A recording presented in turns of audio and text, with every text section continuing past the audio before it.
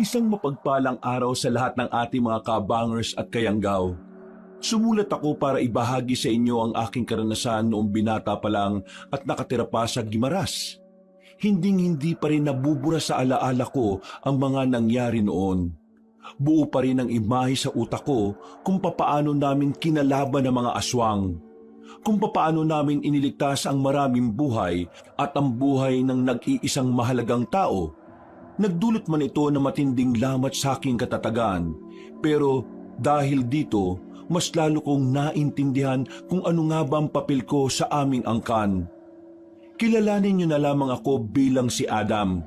Sabay-sabay nating tunghayan ang kwento ngayong araw. Kabanong mga kabangers at mga kayanggaw. Ito ang aking kwento. Pero bago tayo magsimula, kung maaari sana'y pindutin niyo muna ang subscribe button kung bago pa lang kayo sa channel nating ito. Mag-subscribe na rin po kayo sa iba pa nating mga channel na ang Pamela Clamil at Kabanong version 2.0. Kung wala po sa nabanggit ko ang pangalan ng channel at hindi po ang picture ko ang nakalagay sa profile pic, hindi po natin channel yon. Huwag po nating suportahan. Huwag po tayong mag-subscribe o i-unsubscribe po natin kung nakasubscribe na po tayo. Nagnanakaw po yun ng ating mga videos. Naglalambing po ko sa inyo na ang suportahan lang natin ay yung mga channel na nabanggit. Mag-iwan na rin kayo ng comment at pindutin na rin ang like button. Napakalaking tulong po sa ating channel ang gagawin niyo pong ito. Isang malaking suporta po yun sa ating channel na labis ko pong ipagpapasalamat. At ngayon, sa ating pagpapatuloy. Bilisan nyo! Takbo! Ang babagal ng mga hayop na to! Palibasa kasi, mahaba yung hita mo eh. Kain ka kasi ng kain kaya ang bagal mo tumakbo eh. Ang laki kasi ng tiyan mo. Mga lintik, ngayon pa talaga kayo nag-asaran. Kapag inabutan tayo ng baboy ramo na yun, tapya sa mga puwet ninyo. Teka lang. Oh, bakit? Tingnan nyo, tumigil siya. Natakot yata sa tubig eh. Oo, parang ikaw. Kailan ka huling naligo? Amoy putragis ka na eh. Inumpisaan mo na naman ako. Pwede ba? Manahimik ka muna kayong dalawa. Tingnan nyo yung baboy ramo oh. Nakatingin din sa atin. Baka aswang talaga ang isang yan. Paano ka naman nakakasiguro na aswang yan? Porque hinabol tayo, aswang na. Tingnan mo kasi. Tingnan mo na maigi. Parang naiintindihan niya kung bakit tayo tumatakbo. Tama. Parang may isip yung baboy ramo na yan ah. Sabi nila, ang mga aswang takot daw sa tubig ilog kasi may kwento noon. Yung ibang albularyo, naglalagay sila sa mga ilog ng mga likido na may pangontra sa aswang. Para kapag may dumaan doon na aswang, mayayari nila. Baka ganun ang dahilan kaya ayaw dumaan ng baboy ramo na yun sa tubig ilog. Oh, tingnan nyo oh. Walang ya. Hindi pala talaga yata aswang yan eh. Pambirang baboy ramo na to. Tuwang-tuwa sa tubig. Nag-swimming pa. Baka kaya siya tumigil sa pagtakbo kasi tinitingnan niya kung malalim yung tubig. Nagkamali tayo. Hindi siya aswang. Baka naman kasi wala na talagang aswang dito. Matagal na nung huli silang namataan eh. Hindi pa tayo tinutubuan ng Oo, umuwi na lang tayo. Baka hinahanap na tayo ni Mama. Teka, sandali lang. Oh, ano na naman? Hindi na nga aswang yung baboy ramo eh. Kakausapin niya yata yung baboy ramo, tatanungin. Nasaan yung mga totoong aswang? Sira ulo, may sugat yung paa ko. Tatapalan ko lang ng panyo. Ha? Paano yan? May napakan yata akong matulis na sanga kanina. Ngayon ko lang naramdaman. Nakko, kapag nakita ni Mama yan, malilintikan tayong tatlo. Ako na lang ang maunang umuwi. Tapos mga 5 minuto, saka kayo pumasok. Para hindi niya mahalata na magkakasama tayo. Ayoko naman na pati kayo mapagalitan ng dahil sa akin. Tumango na lang ang dalawa kong mas nakababatang kapatid Kabanong. Matapos kong matapalan ng sugat ko sa paa, dali-dali na rin naming nilisan ang lugar na yon. Nakatira kami sa isang malaking baryo. Hindi naman sa pagmamayabang, pero isa ang pamilya namin sa medyo may kaya. O yung masasabi kong nakakaangat sa buhay. Kaya medyo malaki ang bahay namin kung ikukumpara sa iba naming kalugar. Bukod pa dito, meron din kami mga negosyo na hanggang ngayon ay buhay na buhay pa rin. Pero ang pinaka nagpatunog ng apelyido namin ay ang legasiyang iniwan ng mga ninuno namin, lalo na ng iniwan ni Lolo Jose. Ang pagiging manunugis niya kasi ang naging dahilan para mapalaya ang Guimaras sa tangkang pananakop ng mga aswang noong panahon ng mga Kastila. Ah, bakit ngayon ka lang? Anong oras na? Mag-aalas 5 na ng hapon. Ang sabi ko sa iyo kanina puntahan mo sila paring Nonoy dahil kailangan kanila sa babuyan natin. Saan ka ba nanggaling? Diyan lang naman. May tiningnan lang ako sa kakilala ko. Ano yung nangyari sa paa mo? Pilay ba yan? Hindi May dugo Sugat yan. Na paano yan? Wala yan, ma. May naapakan lang kasi akong matulis na bagay kanina nung papunta ako sa kakilala ko. Marami ang paa mo. Maraming putik. Mukha ka rin napagod. Tumakbo ka ba ng mabilis? Alam ko na. Nanggaling ka na naman sa gubat at naghanap ka na naman siguro ng aswang, ano? Ma, hindi yun. Galing lang talaga ako sa kakilala ko kanina. Ay, nako, tigilan mo ako, Adam. Kilala kita. Hindi ka magaling magsinungaling. Umamin ka na. Magsasalita na sana ako nang biglang dumating na ang dalawa kong kapatid. Normal lang ang kilos nila. Pero nakakalimutan nilang maghugas ng paa bago pumasok. Napatingin si Mama doon. Unang tingin pa lang niya, nalaman niya kagad na magkakasama kaming nanggaling sa gubat. At kayong dalawa, kasama kayo nitong kuya niyo, no? Hindi, ma. Ay, nako, umamin na kayo kasi halatang halata kayo. Tumaas na ang boses ng nanay namin, Kabanong. Napapatingin na rin ang nag-iisa naming kasambahay na si Aling Pepang. Napapangisi siya sa amin na parabang sinabihan kami na buti nga. Ako ang nagsama sa kanila. Pinilit ko lang sila kaya wala silang kasalanan dito. Anong wala kasalanan? Lahat kayo damay. Kayong dalawa, sinabihan ko na kayo na wag niyong kukonsintihin ng kuya niyong gawin yun, di ba? Pero sumama pa talaga kayo. Ma, pinilit ko nga lang sila kasi wala nga akong kasama. Ano ba kasi ang hindi mo maintindihan, Adam? Ayoko na ginagawa niyo yon dahil ayoko mapahamak kayo.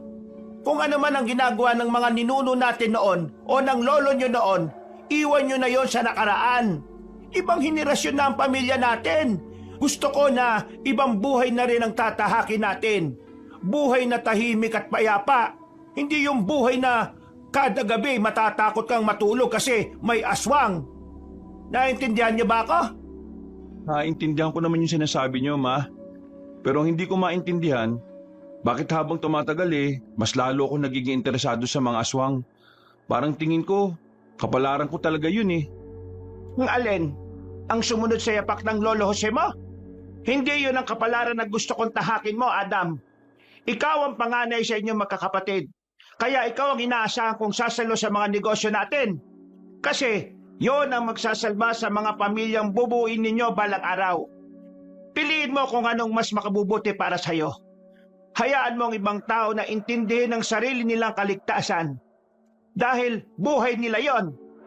May sarili kang buhay na dapat unahin. Sa susunod na malaman kung naghahanap kayo ulit ng aswang, sasabihan ko ang mga tao natin sa babuyan at kahit sa iba pa nating negosyo na huwag kayong papuntahin doon. Bahala kayo sa buhay nyo kung anong trabaho gusto nyong pasukin. Patapok na lumabas na lang ng bahay ang nanay namin, Kabanong. Naiwan kaming bagsak ng balikat at napaupo na lang sa gilid. Dumaan pa sa harapan namin si Aling Pepang at inasar pa talaga kami. Malakas ang kutob ko. Sinabi ni Aling Pepang kay Mama na galing tayo sa gubat. Matagal nang alam ni Aling Pepang ang ginagawa natin pero ngayon lang naman nagalit si Mama. Walang kinalaman si Aling Pepang dito. Hindi kasi kayo nagugas sa mga paa niyo kaya pati kayo nadamay. Kailan ka ba kasi titigil sa pagiging interesado sa mga nilalang na yun? Ang tagal mo nang naghahanap ng aswang pero wala ka namang mapala. Sa totoo lang, sinasakyan na lang namin ni Natu yung trip mo kasi kuya ka namin Ayaw naman namin na maramdaman mong nag-iisa ka lang sa mga trip mo sa buhay. Kaya ayun. Sa susunod, huwag yun na akong samahan. Baka hindi ako patulugin ng konsensya ko pag pati kayo inalisan ni Mama na karapatan sa mga negosyo natin. Ikaw, tutuloy mo pa rin? Ay, hindi ko alam. Hindi talaga matahimik ang kalooban ko eh. Tingin ko talaga, kailangan kong sundan ang yapak ni Lolo Jose. May kutob kasi ako na darating ang araw na magbabalik sila sa ayot sa gusto natin. Napatango na lang si Nato at Joven. Pagsapit ng kinagabihan, hindi namin nakasabay si Mama sa hapunan. Akala namin ay galit pa rin siya, pero nalaman namin kay Aling Pepang na meron siyang kinausap na leader ng mga katutubo. Pagkarinig ko, ang matandang yun ay si Mang Carino. Mga anak, itong kasama ko ay si Mang Carino. Punong katutubo siya sa kabilang baryo. Nitong nakaraan kasi may tao ako na napadaan sa lugar nila at nakita ng potensyal ang mga bakanteng lotero na di pagtayuan ng babuyan. Naisip ko na magtayo tayo ron. Pero hindi tayo ang magpapatakbo nun kundi ang mga katutubo. Kumbaga, pupunta lang tayo ron kapag kailangan na nating iangkat ang mga baboy. Si Mang Carino ang magiging katuwang ko sa branch natin na yon. Ibig sabihin, hati kami sa kitaan. Pantay. Parang tulong ko na rin yon sa kanilang komunidad. Magandang gabi sa inyo mga iho. Ang gagwapo naman ninyo. At tama ang sinabi ng mama nyo. Napakabuti ng puso ng mama nyo dahil kami ang napili niyang tulungan. Malaking tulong talaga to sa baryo namin. Lalo na't dumarating din talaga kami sa oras ng kakapusan. Alam nyo naman, ang mga baryo ng mga katutubo hindi gaanong naaabot ng modernisasyon. Kaya ang tulong sa mga lokal hindi rin namin natatanggap kagad. Kaya itong ginagawa na inyong mama, malaking tulong para sa mga kagaya namin. Kung ano po makabubuti para sa ating lahat, tutulong po kami. Kami ng mga kapatid ko, sabihan niyo lang po kami kung anong pwede namin gawin. Bukas ng umaga, pupuntahan nyo ang baryo nila. Kayo ang magsusukat ng gagawin nating kulungan doon.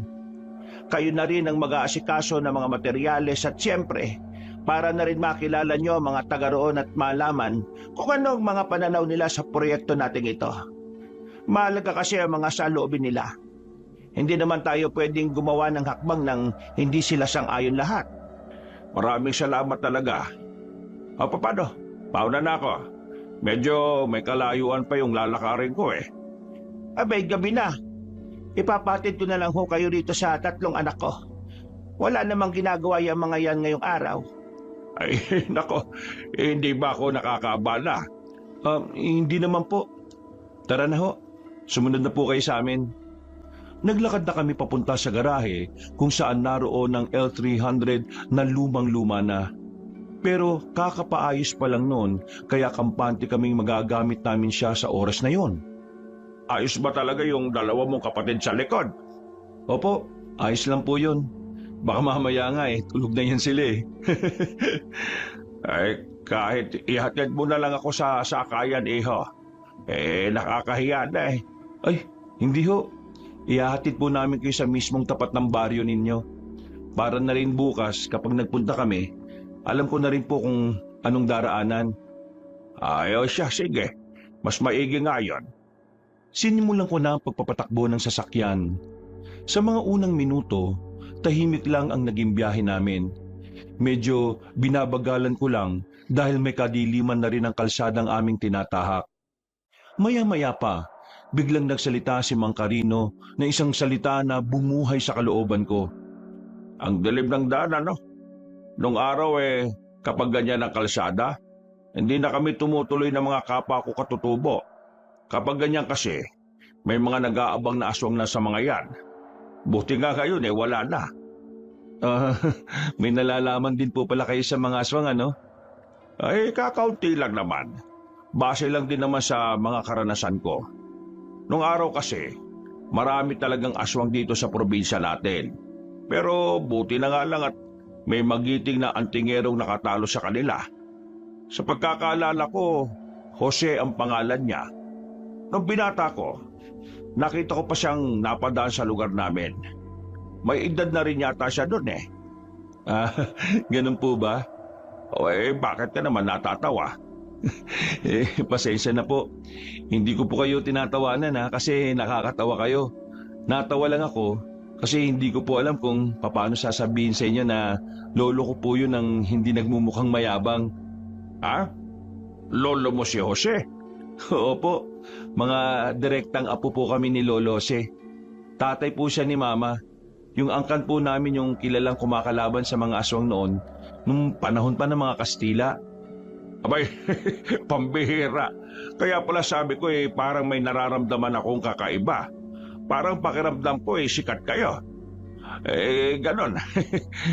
Talaga palang may mga nagawa na ang angkan nyo noon pa.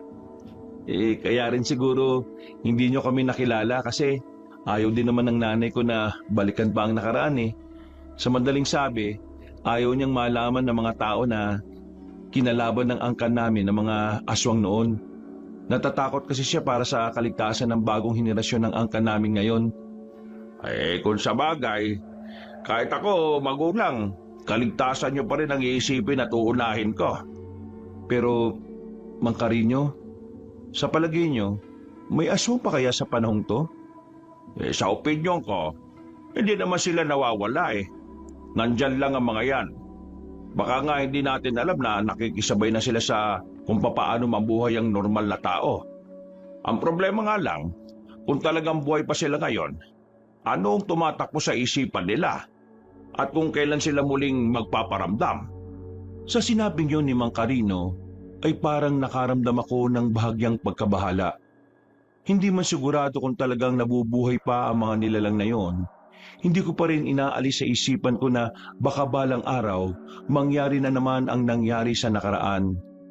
Makalipas pa ang halos kalahating oras na biyahe, nakarating na rin kami sa baryo nila. Loob-looban ang kanilang lugar, kaya mahirap talagang matunton. Paano? Papasok na ako sa lugar namin ha? Sigurado pa kayong ayaw nyo muna pumasok sa loob para makapagkape man lang. Naku, hindi na ho. Magpapahinga na rin ho kasi kami. Bukas kasi maaga rin kaming maghahanda para bumalik dito. Ay, oo nga pala no. O siya sige, mag-iingat ka sa pagmamaneho ha. Maraming salamat ulit sa tulong nyo. Sana pagpalain kayo ng Panginoon. Tinapi ko na lang siya sa balikat at saka nagpaalam na rin. Parang tinatamad ako bukas sumama. Uy, manahimik ka. Kailangan kasama ka para good shot tayo kay Mama lahat, no? Sabihin ko na lang, masama pakiramdam ko. Ang sabihin mo, mambababae ka lang. Puro ka talaga kalandian eh. Hindi ka pinagtapos ng kolehiyo para makipaglandian lang habang buhay ah. Kaya walang tumatagal na babae sa'yo kasi kinakama mo lang eh. Lakas ng loob mo mambabae eh. Mas malaki pa tiyan mo kaysa sa toy-toy mo. At least, hindi supot. Uy, di ako supot ah. Late lang ako nagpatuli. Sus, may buhok-buhok ka na dyan sa toy-toy mo nung nagpatuli ka eh. Maya ka naman oh. Uy, shh. Tama na yan ha. Sumakay na kayo para makauwi na rin tayo. Tara na. Supot. Late pa Totoy. Toothpick. Sinimulan na lang namin ang biyahe. Si Nato ang kasama ko sa harapan, habang si Joven naman ay nasa likuran. Sa kalagitnaan ng biyahe namin, napatapak ako kagad sa preno nang makita kong parang may dumaan sa harapan. Mabilis siya, parang anino ng tao dahil may kaitiman. Aray ko naman, muntik na ako mauntog. Ano bang problema? Hindi mo ba nakita? Ang alin? May biglang tumawid eh, kulay itim, parang tao. Sus, nananakot ka lang eh. Buwang ka ba? Ba't naman ako mananakot? Bakit anong meron na? Bisit ka, pumasok ka na rito. Ha? Bakit? Basta, pumasok ka na. Dali-dali silang sumakay at nagtabi na sila ni Nato. Gulong-gulo silang dalawa kung ano ang tumatakbo sa isipan ko. Hindi na muna ako bumaba ng sasakyan nun. Patingin-tingin lang ako sa harapan nang meron akong makitang kakaiba. Hoy, ano ba nangyayari sa'yo? Sabi niya kanina may dumaan daw na tao na maitim. Mabilis daw tumawid galing doon sa kabila. Malamang, iniisip mo aswang yun. Diyos ko naman talaga to. Baka guni-guni mo lang yun. Puro kasi aswang yun nasa utak mo eh. Pwede ba manahimik na nga muna kayo? May pinakikinggan ako eh. Ha? May kaluskos. Narinig niyo ba yon? Oo, naririnig namin. Pero aswang talaga yon. Hindi natin alam. Uy, anong gagawin mo? Aalamin ko kung aswang ba talaga yun. Buwang ka ba? Paano kung aswang nga, di napahama ka pa? Huwag ka nang bumaba. Kapag napahama ka, malilintikan na naman tayo kay mama eh. Ikinalma ko na lang ang sarili ko, Kabanong. Nanatili na lang ako sa loob ng sasakyan at pinagmasdan na lang ang labas. Pero wala namang kaming nakita. Dismayado ako ng mga oras na yon. Pinaandar ko na lang ang sasakyan hanggang sa makauwi na kami. Hanggang sa kwarto ko, iniisip ko pa rin ang nangyari.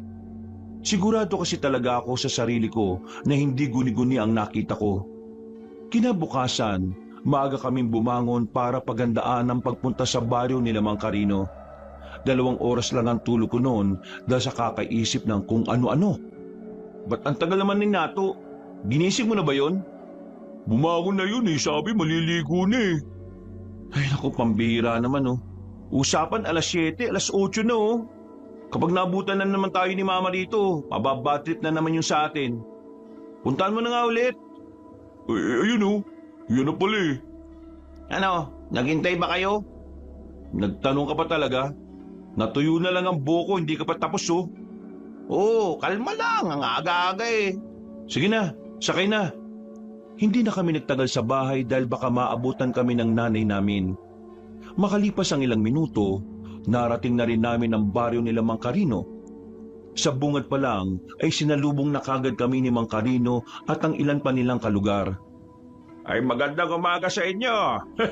Mabuti pa, mag-almusal na muna kayo. Meron kaming inihandang pagkain para sa inyo. Nako, maraming salamat. Saktong-sakto, medyo gutom na rin kami. Ay halika, sumunod kayo sa akin. Mainit ang pagtanggap sa amin ng mga katutubo. Masaya sila na naroon kami. Sa puntong yun pa lang, alam kong hindi na kami mahihirapan na kunin ang kanilang pagpayag sa gagawin naming babuyan. Pagdating namin sa bakuran nila Mang Carino, isang babae ang nakapukaw ng atensyon namin. Nagliliwanag ang kagandahan niya. Parang nakakasilaw. Hindi namin inakala na meron kaming aabutan na dalagang kasing ganda niya. Hindi naman mga pangit ang mga babae roon. Sadyang kakaiba lang talaga ang kagandahan ng babaeng yun para sa amin. Napansin ni Mang Carino na nakatingin kami sa babae kaya agad niya itong ipinakilala sa amin. Ay siya nga pala. Ito pala si Hermina. Siya ang apo ko. Siya ang itinuturing na prinsesa ng aming angkan. Magandang umaga sa inyo. Kinagagalak ko na makilala kayong tatlo. Nasabi sa akin ni Ama na anak kayo ni Aling Narda na siyang tutulong sa komunidad namin. Maraming salamat sa inyo Wala yun. Medyo nautal-utal ako noon, Kabanong. Si Joven naman ay hindi makapagsalita dahil sa hiya. Siniko ko si Nato dahil alam kong siya ang eksperto sa pakikipag-usap sa mga babae. Walang problema. Karapat-dapat lang naman kayong tulungan dahil mabubuti ang mga tao rito.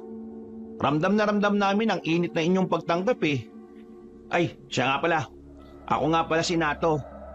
Pangalawa ko sa magkakapatid. Ito naman si Joven, bunso namin. At ito naman si Adam, panganay.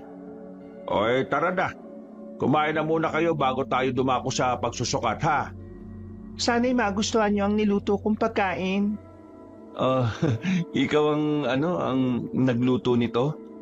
Oo, marami akong alam sa pagluluto kaya ako ang madalas na nasa kusina.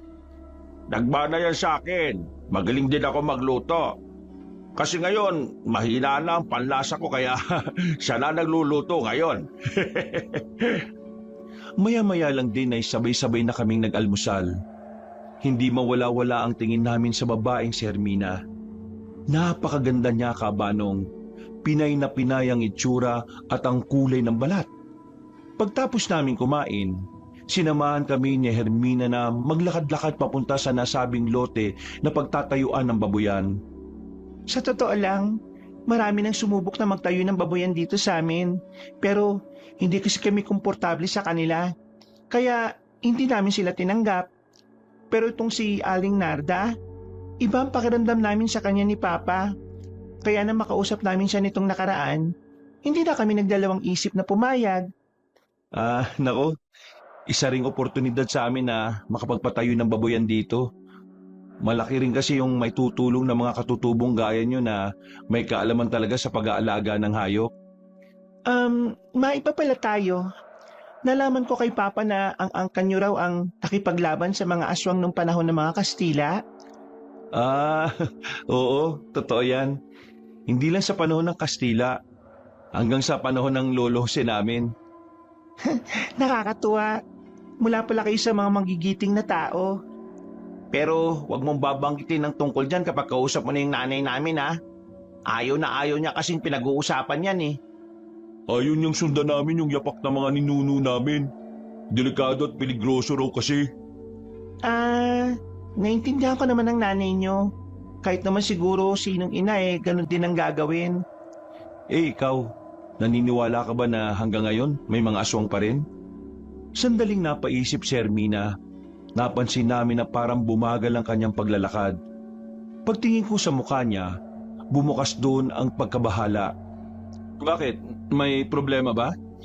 Ang totoo, dahil sa nararanasan ko itong mga nakarang araw, parang pakiramdam ko may aswang pa rin hanggang sa mga henerasyong ito eh. Bakit? Ano bang nararanasan mo nitong mga nakarang araw? Alam ba ito ni Mang Carino? Hindi niya alam. Ayokong malaman niya eh. Kapag nalaman niya baka hindi na niya ako payagan na magpunta sa ibang baryo at sa bayan. Teka, sandali. Ano ba kasing eksaktong nangyari? Nitong mga nakaraang araw, pumunta ako sa ibang baryo para makapagatid ng mga paninda namin ng mga gulay at prutas. May mga kasama naman ako pero nung isang beses, meron ako nakitang matandang lalaki na palaging nakatingin sa akin. Akala ko isang beses lang yun mangyayari kaya hindi ko na pinansin.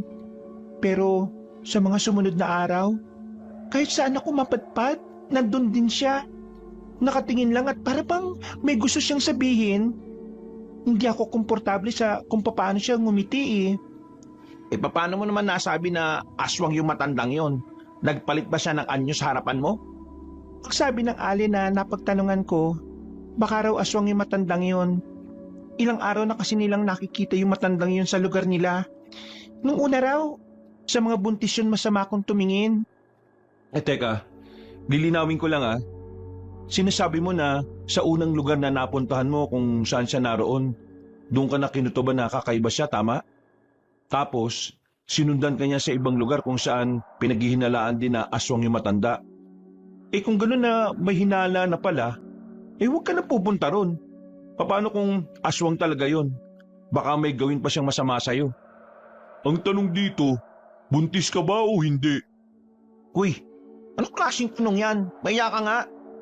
Di ba ang mga aswang mas nakatuon ang atensyon nila sa mga buntis? May malay ko ba? Hindi ako buntis. Malabong mangyari yon. Nobyo nga wala ako eh. Asawa pa kaya na pwedeng bumuntis sa akin. Nakaramdam kami ng hiya sa huling sinabing yon ni Hermina. Ilang sandali lang ay nakarating na rin kami sa bakanting lote na pagtatayuan ng kulungan ng mga baboy. Malawak yon. Sapat na ang espasyo para makapagtayo ng 6 na malalaking kulungan. Nang makasunod na si Mang Carino, sinimulan na rin namin ang pagsusukat. Madali lang din naman kaming natapos. Ang nagpatagal lang talaga sa amin ay ang pagbabalik-balik namin sa baryo nila. Kami na rin kasi ang naghakot ng materyales at nagsalansan sa mismong pagtatayuan ng kulungan. Mga bandang 5:00 na kami natapos sa lahat ng mga pag-aasikaso. Nakakapagod, pero masaya kami dahil kausap naman namin si Hermina sa buong maghapon. Napag-usapan namin ng mama nyo na yung mga kalalakihan na lang dito sa amin ang gagawa mismo ng kulungan. Maalam din naman ang mga binatilyo rito sa amin. Mas matibay pa nga silang gumawa Wala naman pong problema, Mang Carino. Mas may tiwala pa ako rito kaysa sa mga tao sa amin. Paano? Maiwan ko na muna kayo rito ha. Pabalikan ko na muna yung iluluto ko para sa hapunan natin. Hermina, ikaw na munang bahala sa kanila ha. Naglakad na si Mang Carino palayo. Naiwan kami sa bakanting lote. Medyo malamig ang panahon noon kaya nagtitindigan ng mga balahibo ko. Lalo na't hindi pa rin natitigil ang usapan namin tungkol sa mga aswang. Narinig niyo ba yon? Ang alin? Parang may umaangil na aswang. Ha? Wala naman ah. Wala naman kaming naririnig. Biro lang. Mukha na kasi kayong inaantok eh. Kaya ginising ko lang yung diwa nyo. Marunong ka rin palang magbiro no? Idinaan na lang namin sa tawa ang sinabi ni Hermina Cabanong. Pero ang totoo, talagang hindi na rin kami komportable sa kinalalagyan namin. Mabuti na lang, umalis na rin kami doon makalipas lang ng ilang minuto. Masarap ang hapunan na kasama silang magama. Bukod sa masarap ang luto ni Mang Carino, masarap din ang mga napag-usapan namin tungkol sa buhay-buhay. Mga ilang sandali lang ay nagpaalam na rin kami sa kanila. Bukas masisimulan na rin namin ang paggawa ng kulungan. Baka wala pang 1 linggo, tapos na yon. Baboy na lang ang kulang. O paano? Mag-ingat sa pagmamaneho ha. Maraming salamat po, Mang Carino. Pakisabi na lang din po kay Hermina na maraming salamat. Masaya po kaming nakakwentuhan siya. Nginitian ako ni Mang Carino at naglakad na rin pabalik sa kanilang lugar, Cabanong. Papasok na sana kami nang may napansin kaming matandang lalaki na nakatanaw mula sa kabilang kalsada. Sa tansya ko, mas bata lang ng kaunti yon kay Mang Carino. Napatigil kami dahil sa pagtataka. Kilala niyo ba yun? Paano naman namin makikilala eh? Hindi naman tayo taga rito. Inutil ka talaga. Dito lang kayo. Huwag mo namang sapakin matanda na yan, kapatid. Sapakin ka agad pinagsasasabi mo. Gusto ko lang mas makita ng malinaw yung mukha niya at matanong na rin kung anong kailangan niya. Kahit na hindi ako komportable sa gagawin ko, ay itinuloy ko pa rin. Naglakad ako patungo sa matandang lalaki. Hindi rin naman siya umalis sa kinalalagyan niya. Paglapit ko, tinutukan ko pa ng flashlight ang mukha niya. Agad namang siyang tumagilid dahil nasilaw siya. Kaya ibinaba ko na lang ang ilaw. Magandang gabi ho. May kailangan ho ba kayo? Hindi siya agad nagsalita. Nanatili lang siya sa ganoong posisyon. Nang sisilipin ko na sana ang kanyang mukha, ay saka siya nagsalita sa mababang tono. Wala akong kailangan. Gusto ko lang maglakad-lakad. Ganun ho ba? Saan bang tirahan ninyo? May hatid na namin kayo. Gabi na't delikado na ho sa daan eh. Hindi ako tumatanggap ng tulong mula sa iba. Kung yan ho ang gusto nyo, edi sige po. Babalik na po ako. Huwag kayong gagawa ng kahit na ano para mapigilan ang pantasya ko. Ho? Ano ho yun? Medyo hindi malinaw ang pagkakasabi niya, kaya ang narinig ko lang ay wag at ang salitang pantasya. Hindi na rin siya sumagot, kaya agad na rin akong naglakad pabalik sa dalawa kong kapatid. Oh, ano raw sabi? Naglalakad-lakad lang daw siya. Ayaw namang magpatulong. Ang gulo nga kausap eh. Hindi mo nga dapat kinakausap yung mga ganyang tao eh. Paano pala kung aswang yan, tapos bigla kang sinakmal, di wala ka na. Hindi naman siya nanakmal eh. Kaya ayos lang. Ang sinasabi ko, papaano nga kung aswang? Huwag mo na lang gawin ulit ha. Nag-iingat lang tayo. Nagkibit-balikat na lang ako, Cabanong, at agad na rin pumasok sa L300. Nung mga sandaling yon, hindi ko na lang masyadong inintindi ang matandang lalaki. Bumiyahe na lang kami kagad at ligtas nang nakauwi ng bahay. Kinabukasan ng umaga, nagulantang kami sa isang balitang natanggap namin mula sa baryo nila Mang Carino. Isa sa mga kamag-anak nila ang nagpunta sa bahay dahil ayon dito, mayroong dumukot kay Hermina. Kahit nakagigising at wala pa kaming ligo-ligo, hindi na kami nagsayang pa ng oras. Kasama namin si Mama nang bumiyahe kami papunta sa kanilang baryo. Nang makarating na kami, ay inabutan namin ng mga tao roon na lugmok ang mukha. Isang malaking kawalan kasi sa kanila si Hermina. Hindi lang naman kasi prinsesa ang turing nila sa babaeng yon, kundi para sa kanila, isa si Hermina sa haligi ng kanilang baryo dahil marami itong kayang gawin para sa kanilang komunidad. Carino, ano ba nangyari? Ang sabi ng pinsan mo na dumaan sa bahay tinukot daw ang anak mong si Hermina. Kitang-kita na problemado si Mang Carino nang abutan namin siya. Namumugto ang kanyang mga mata at parabang walang ganang gumalaw. Sabi mo sa akin kung ano nangyari para malaman ko rin kung ano ang may tutulong namin. Ma, hayaan na lang muna natin si Mang Carino kasi baka hindi niya pa kayang pag-usapan. Inukot siya kagabi habang nag-iigib lang dito sa bakuran namin. Dinukot. May alam ba kayong gumawa nito? Wala naman kaming nakakaaway eh. Dito-dito lang naman kami sa lugar namin, kaya malabong kaaway ang gumawa. Pero meron na akong alam kung ano. Hindi ko talaga alam kung maniniwala kayo sa akin. Anong ibig mong sabihin, Carino? Nakita ko kung paano nila kunin si Hermina. Wala akong nagawa. Pinagbantaan nila ako, lalo na ng matandang yon. Namukha niyo ho? Hindi ko na matanda ng mukha niya kahit na harap-harapan niya akong pinagbantaan. Parang may ginawa siya sa akin na hindi ko maintindihan. Pero ang tanging naaalala ko lang ang mga mata niya na namumula. Ang sabi niya, si Hermina ang magiging asawa niya. Ang prinsesa daw ng mga katutubo ay gagawin niyang reyna. Reyna ng mga aswang. Nang marinig pa lang ni Mama yon, ay agad na nagsalubong ang kilay niya. May halong pagkairita na ang reaksyon niya kaya medyo kinabahan ako. Tingin ko, mga totoong aswang ang kumuha sa kanya. Nung umalis na kasi sila, ang bilis nilang nawala. Parang tumalon o gumapang sila ng mabilis. O baka tumakbo ng hindi pangkaraniwan ng mga hakbang. Narda, alam kong ayaw mong pag-usapan ng tungkol sa mga aswang. Pero kailangan ko ang tulong mo. Kailangang maibalik dito si Hermina. Baka kung anong mangyari sa kanya sa kamay ng mga aswang na yon. Nagkausap na tayo, Carino. Una pa lang, alam mong ayaw kong masangkot sa mga gulo na may kinalaman sa mga aswang. So, tutulong pa rin ako. Kakausapin ko ang koneksyon ko sa istasyon ng mga pulis sa bayan. Yun nga lang, mahihirapan tayo dahil baka hindi naman sila naniniwala sa aswang. Sige, maraming salamat. Hintayin mo na lang ang update ko mamaya. Tara na, umuwi na muna tayo. Sandali lang ma, Bakit? hindi pwedeng umuwi tayo ng ganito na lang. Adam, alam mo kung bakit gusto kong umuwi kagad. Ikaw ang mas nakakaintindi niyan. Alam ko po, pero buhay na ang usapan dito ma. Adam, wala tayong magagawa sa ngayon. Kailangan nating lumapit sa mga otoridad. Hindi mo naman mababawi si Hermina nang ikaw lang eh. Pero makakatulong tayo. Aswang ang sangkot dito. At nasa dugo natin noon pa na kaya natin silang... Yan ka na naman.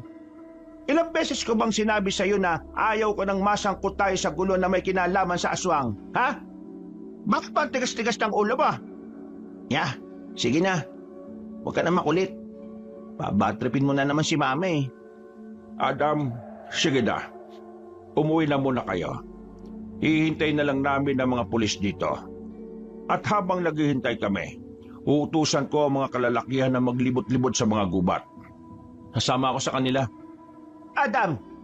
Ma, hindi mo na mapipigilan ang kapalaran na meron tayo. Hindi mo ba napapansin, kahit na anong iwas mo sa mga aswang, parang sila ang lumalapit sa atin? Ibig sabihin lang nun, may kailangan talaga tayong gawin.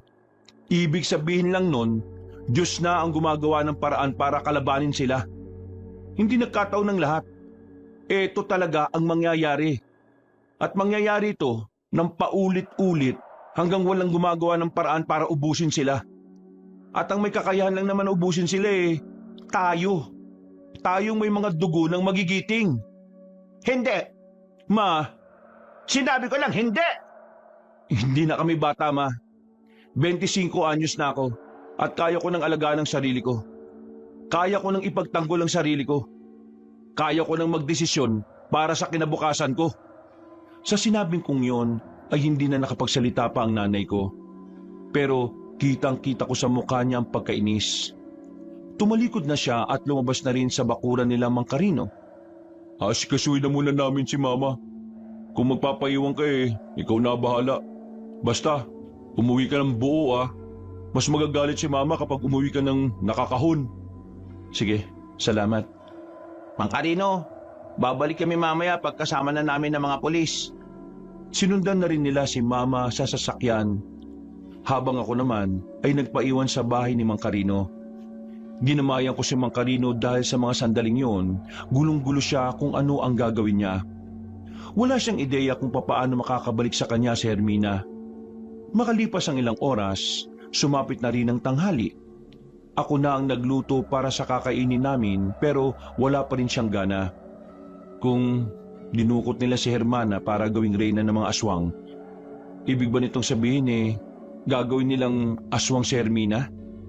Hindi ko alam, Adam. Pero yan ang kinatatakot ko. Kaya nga ipinagdarasal ko na sana habang naroroon ang anak ko. Wala silang masamang gawin sa kanya. Mang Carino, sa tingin ko, may kinalaman dito yung kwento sa amin ni Hermina. Kwento? Bakit? Anong kwento yan? Ang sabi niya kasi sa amin, nito mga nakarang araw may matandang lalaki na palagi niyang nakikita sa kahit saang lugar na pupuntahan niya. Hinala niya, aswang daw ang matandang yun Baka yun ang kumuha sa kanya kasi matagal na siyang pinagmamatyaga nun. Hindi na ako magtataka kung may magkakagusto sa anak ko. Pero hindi lang ako makapaniwala na pati aswang mahuhumali. Hindi ko na alam ang gagawin ko. Huwag kayong mag-alala. Tutulong po ako sa paghanap. At kapag nakauwi na po ako, babalik na ako ulit sa pag-aaral tungkol sa mga aswang-aswang na yan. Paano mama mo? Baka itakwil ka niya, iha. At delikado ang gagawin mo. Ilalagay mo ang sarili mo sa kapahamakan. Malakas ang pakiramdam ko na ang mga ninuno naming nasa langit. Ito rin ang gusto nilang gawin ko. Tingin ko, sila ang palaging umuudyok sa akin na sumunod sa yapak nila Lalo na si Lolo Jose. Maraming salamat talaga sa inyo, Adam. Kahit na papano, hindi ako nawawala ng pag-asa dahil may mga taong kagaya ninyo. Hinawakan ko na lamang siya sa balikat at saka pinakitaan siya ng isang malapad na ngiti. Maya-maya lang bumalik sila Nato at Joven. May mga kasama na silang mga pulis. Kinausap nila si Mang Carino. Kahit na papaano ay pinakikinggan naman siya ng mga pulis. Pero hindi pa rin maiwasan na hindi sila paniwalaan ng mga yon. Kumbaga, gagawin na lang ng mga yon ang kanilang trabaho bilang pakikisama sa nanay ko na kakilala nila. Pag-alis ng mga pulis, sabay na kaming magkapatid na nilisan ng lugar nila Mang Carino. Habang nasa biyahe, sinermonan na naman ako ng dalawa. Ikaw kasi, una pa lang alam mo nang ayaw ni Mama sa pakikialam mo sa mga aswang. Tapos talagang pinanindigan mo pa kanina no? Tingnan mo, galit na galit siya ngayon. Hoy, anong gagawin mo ngayon, Aber? Pwede bang itono muna yung atensyon mo sa pagmamaneho? Mababangga pa tayo sa ginagawa mo Gulo talaga ni Toye gulo talaga Toye Gulo to. Uuwi ka pa talaga ngayon? Nakto. Akong bahala kay Mama. Huwag na kayo mag-alala. Alam mo kung anong pinag-aalala namin? Pati kami nadadamay sa mga pinaggagawa mo sa buhay mo O bakit? Sinabihan ko naman kasi kayo na huwag niyo na akong samahan. Pero sama pa rin kayo ng sama. Tapos, kasalanan ko pa ngayon. Kahit na hindi ka naman namin samahan, pinagdududahan kami ni Mama dahil sa'yo. Kaya kung pwede lang, itigil mo niyang ginagawa mo. Kasi ayaw naming mawala ng karapatan sa lahat ng negosyo natin, no? Kung sa'yo ayos lang, sa amin hindi. Hoy, mamaya ka na nga dumaldal. Kapag tayo nabangga, pare-pareho tayong tigok dito. Biglang hininto ni Joven ang sasakyan. Talagang banas na banas siya sa mga nangyayari. Diyos ko naman to. Ano, Adam? Magdesisyon ka na. Ititigil mo na ba tong kalokohan mo? O mawawalan ka ng karapatan sa mga... Una pa lang, wala na akong pakialam sa negosyo natin. Ibig kong sabihin, oo, tumutulong ako. Pero hindi naman ako naghahangad na mapamanahan pa. Kayo na lang. Basta ako, susundan ko yung yapak ni Lolo Jose. Kasi nararamdaman ko na kailangan ako ng mga tao. Ganun. Iniisip mo na mukha kaming pera. Hoy, ikaw nagsabi niyan Hindi naman ako. Tumigil na nga kayo. Para kayo mga bata Ito kasi isang taon nag-umpisa Hindi na lang manahimik at na makauwi na rin ako sa bahay. Ang problema kasi sa'yo, ikaw ang panganay rito pero parang hindi. Ang hirap-hirap mong pagsabihan. Ang hirap mong makaintindi na ang gusto lang naman ni Mama ang kaligtasan natin. Hindi ko alam kung kanino ka ba nagmana ng kakitiran ng utak mo Si Papa naman, nung nabubuhay, matalino naman. Hindi ko na gusto ang tabas ng dila mo ayusin mo yung pagsasalita mo. Magsusuntukan na ba kayo? Kasi kung oo, hindi ko naman kayo aawatin. Bahala kayo sa buhay nyo. Napabuntong hininga na lang ako, Kabanong. Hindi na lang din ako sumabat para matapos na ang pagtatalo.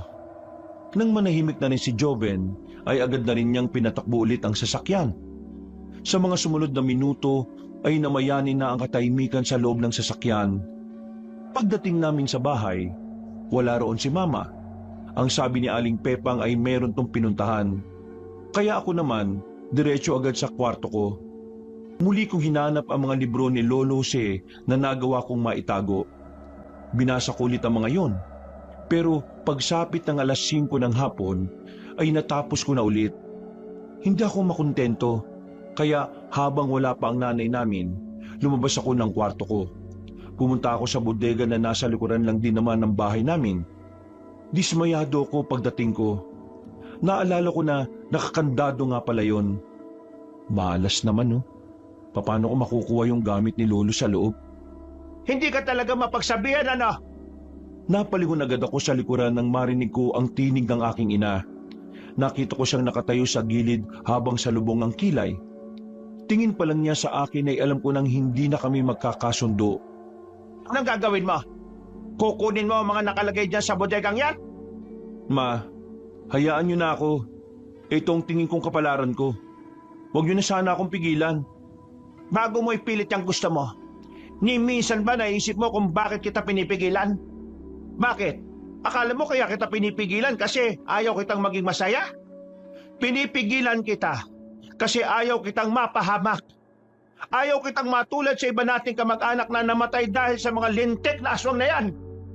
Ayaw mo akong sundin. Kapag wala akong ginawa sa mga nangyayari ngayon, pakiramdam ko, napakawalang kwenta kong tao, Ma.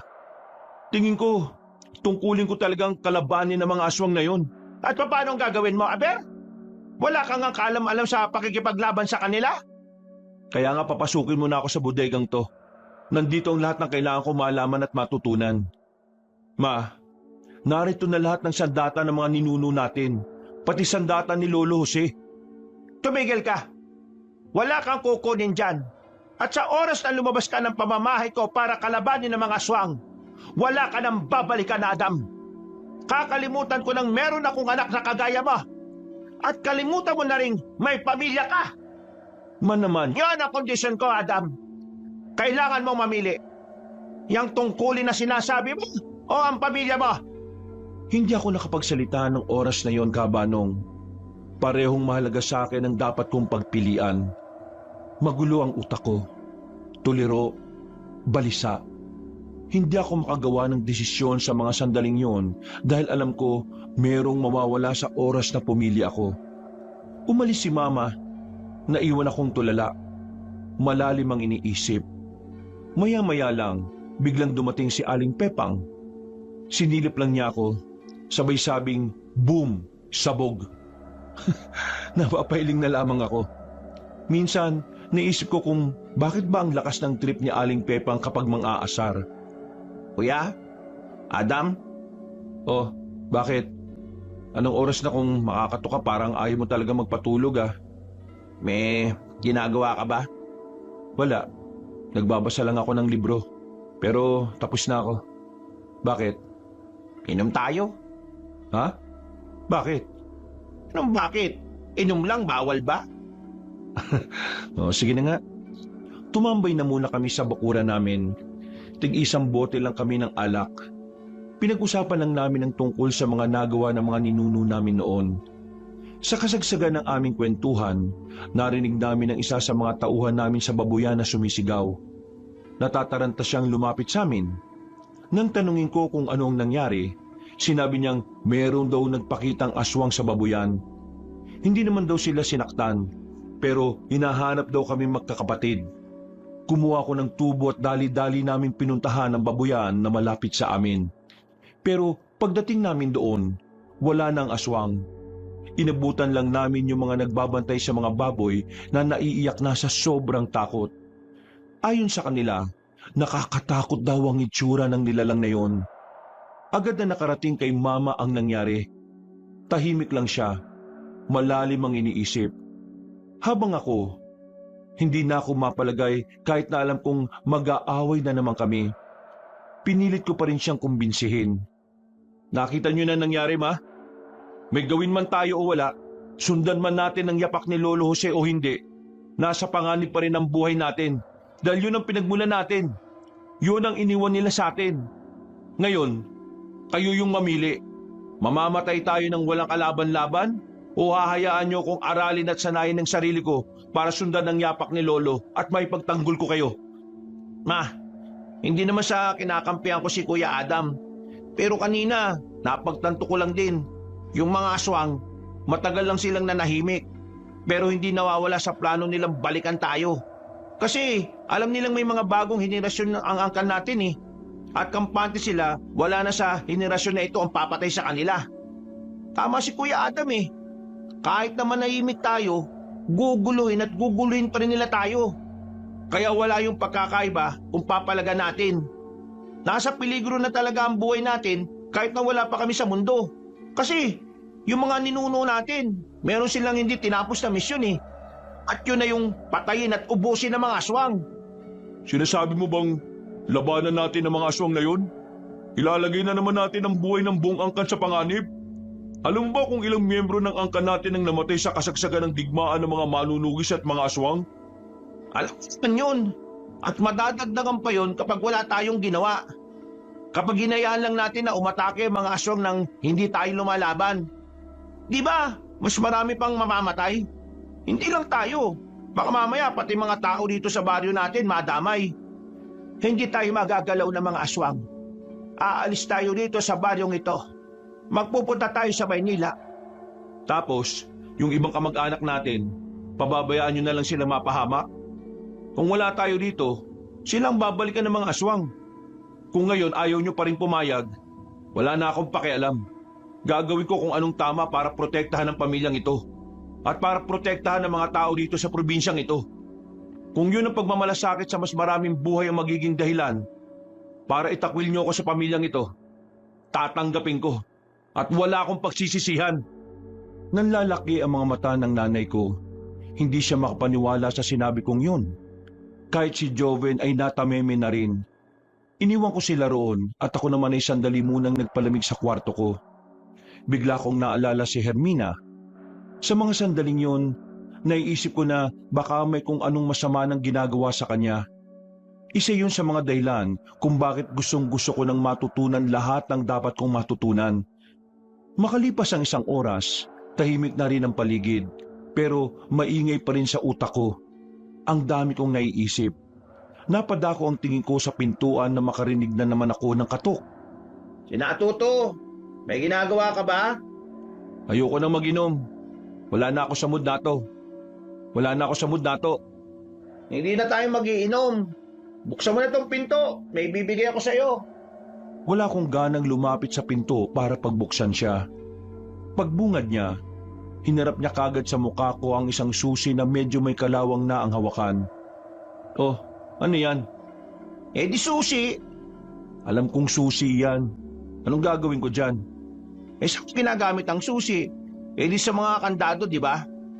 Mabilis na pumasok sa isipan ko ang bodega. Walang ano-ano, para akong nabuhayan ng loob. Hindi na ako nagsayang pa ng oras. Kinuha ko kagad ang susi at nagmamadali akong nagtungo sa bodega habang walang kamalay-malay ang nanay namin. Pagbukas ko ng pinto, bumungad kagad ang mga nakadikit na mga espada, itak at katana sa pader. Naroon din ang mga huling damit na di umano, yun ang suot ng mga ninuno namin kapag kinakalaban nila ang mga aswang. May mga libro din doon. Marami, makakapal. Bagay na mas lalo kong ikinatuwa dahil alam kong doon malalaman lahat ng dapat kong mapag-aralan. Pero ang mas nakapukaw ng atensyon ko, ang isang kwintas na nakasabit lang din sa pader. Meron itong palawit na hugis bilog na parang kasing laki ng 25 centavos. Grabe, ito pala talaga yung ginagamit nila nun. Nakakamangha, no? Tingin ko, ang kwintas na itong anting-anting ni Lolo Jose. Kung yan na nga yun, eh di magagamit mo rin. Kaso, hindi natin alam kung anong may tutulong yan. Nato, paano mo pala nakuha yung susi? Eh di pumasok ako sa kwarto ni Mama kanina habang wala siya. Hinahanap ko. Ayan, nakakuha ko. Wala na rin akong pakialam kung magalit siya o ano. Ang mahalaga sa akin, kailangan natin palagan ng mga aswang. Ayoko mamatay, no? Baka umiyak mga chika babes ko. Maraming salamat na to ah. Eto na yun. Eto nang simula. Humanda sa akin ang mga aswang na yan. Ibinalik ko ang atensyon ko sa kwintas na nakasabit. Kinuha ko yon. Sinuri ko saglit. Naisipan kong isuot yon. Hindi nagtagal, may naramdaman akong kakaiba sa katawan ko. Bigla kong nilamig. Sobrang lamig na parabang nasa loob ako ng kwarto na punong-puno ng yelo. Yeah, ayos ka lang ba? Tol, nilalamig ako. Sobra akong nilalamig. Hindi ko alam kung bakit. Eh kung tanggalin mo na kaya yung kwintas, Mainit naman. Napahiga na ako, Kabanong. Hindi ko na alam ang gagawin ko ng mga sandaling yon. Halo-halo na ang nararamdaman ng katawan ko. Napapasigaw na ako. Maya-maya pa, nangisay na ako. Pinipilit ni Nato na alisin ang kwintas sa leeg ko pero hindi niya naman mahawakan dahil para siyang napapaso. Sa lakas ng sigaw ko ay narinig na ako ni Mama, pati rin ang ibang tao sa bahay namin. Nakita ko ni Mama na nasa sahig. Para akong bulating inasinan ng halos 1 minuto. Diyos ka, ano bang ginawa niya? Sinuot niya yung kwintas na nandyan tapos nagkaganya na siya. Tanggalin ang kwintas! Hindi ko mahawakan nakakapaso. Anong gagawin natin dyan? Tingnan mo, parang nababaliw na siya Nawala ang pagkataranta nila nang makita nila akong naging kalmado na rin. Hingal na hingal ako, Kabanong. Pawis na pawis pero nanlalamig ang palad at talampakan ko. Agad naman akong tinulungan ni Nato na makaupo. Isinandal niya ako sa pader. Yeah, ano, ayos ka na ba? Ano ba nangyari? Javen, buhatin mo ang kuya niyo. Dali natin siya sa ospital. Hindi na. Ayos lang ako. Anong ayos? Tingnan mo nga yung sarili mo. Pakiramdam ko. Pumasok na sa katawan ko yung kapangyarihan ng kwintas na ito.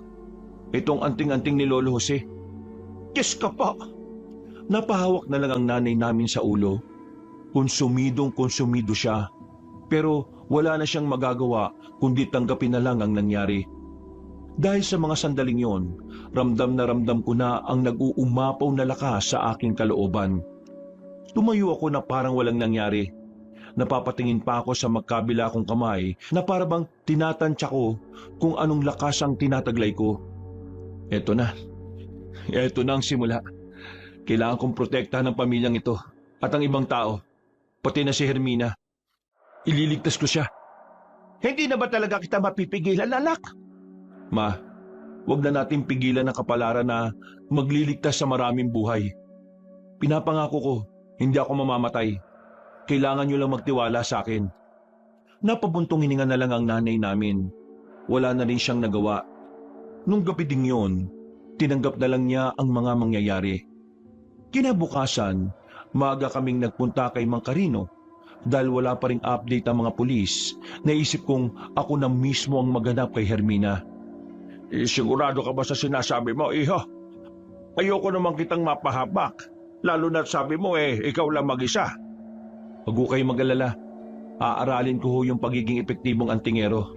At ipinapangako ko sa inyong ibabalik natin dito si Hermana. Sa ngayon, bigyan niyo lang ako ng sapat na oras. Kapag natapos ko ng pagsasanay at pag-aaral, hahanapin ko ang mga aswang na yan. Ang ipinag-aalala ko, baka sa oras na nagsasanay ka, may nangyayari ng hindi maganda kay Hermina. Hindi ba dapat tayong magmadali para makuha siya? Oo, tama ka. Dapat tayong magmadali. Pero ang pagmamadali na walang paghahanda ay parang pagtalon sa kumukulong mantika. Delikado, peligroso. Si Hermina ay gustong-gusto na matandang aswang na kumuha sa kanya. Kaya tingin ko, itatrato siyang reyna nun. At ang reyna, inaalagaan. Isa pa, ginaganap ang kasal ng mga aswang kapag kabilugan ng buwan. May ilang araw pa bago yun mangyari. Kaya may oras pa ako para magsanay. Pagtiwala na lang tayo sa kanya. Siya talagang susunod sa yapak ni Lolo Jose. Yung baboyan nga pala, sabi ni Mama, Itutuloy natin kapag naibalik na si Hermina. Matapos ang usapang yon, sinimulan ko na rin ang pag-aaral at pagsasanay. Sa likod bahay ko lang sinanay ang sarili ko sa paghawak ng katana. Ang tanging naging gabay ko lang ay ang mga libro na naroon din sa bodega. 2 araw pa lang akong nagsasanay pero napakarami ko nang natutunan. Pakiramdam ko nga noon ay marami na rin akong karanasan. Pero hindi pa man natatapos ang araw ng pagsasanay ko, gumawa na ng hakbang ang mga aswang para iparamdam ang kanilang bangis. Nagising ang dugo ko nang malaman naming inatake ng mga nilalang na yon ang iba naming kamag-anak. Mabuti na lang ay walang nasawi, pero may mangilang-ilang nasaktan sa kanilang pag-atake. Hindi pa nakakalayo mga yon. Kailangan ko silang puntahan. Hoy, teka, sasama ako. Ako rin. Dito ko na lang, Joven. Bantayan mo si Mama at ang bahay natin. Lahat ng mga biniling ko sa'yo, gawin mo para hindi sila basta-basta makalapit dito. Tara na, Nato. Wala kaming sinayang na pagkakataon. Agad kaming nagtungo sa pinakamalapit na gubat. Ang gubat na hindi kalayuan sa bahay ng mga kamag-anak namin. Pagdating pa lang namin doon, pinagana ko na agad ang anting-anting para malaman kung saan sila dumaan. Nakaamoy ako ng masangsang sa nilalakaran namin. Mga amoy ng mga aswang. Isang indikasyon na tama ang direksyong dinaraanan namin. At sa aming pagpapatuloy, naramdaman ko na ang kanilang presensya. Ginamit ko ulit ang kapangyarihan ng anting-anting para mas maging malinaw ang mga mata ko. Nakikita ko kung nasaan sila. 5 aswang, mga nagtatawanan, masaya at ramdam ko ang kaligayahan nila dahil sa ginawa nilang pag-atake. Yanda mo ang sarili mo, Nato. Ha? Bakit? Nasaan ba sila? Basta, sumunod ka na lang sa akin. Dali-dali ako naglakad papunta roon sa kinaroroonan ng aswang kabanong. Laking gulat nila nang bigla na lang kaming lumitaw sa harapan nila.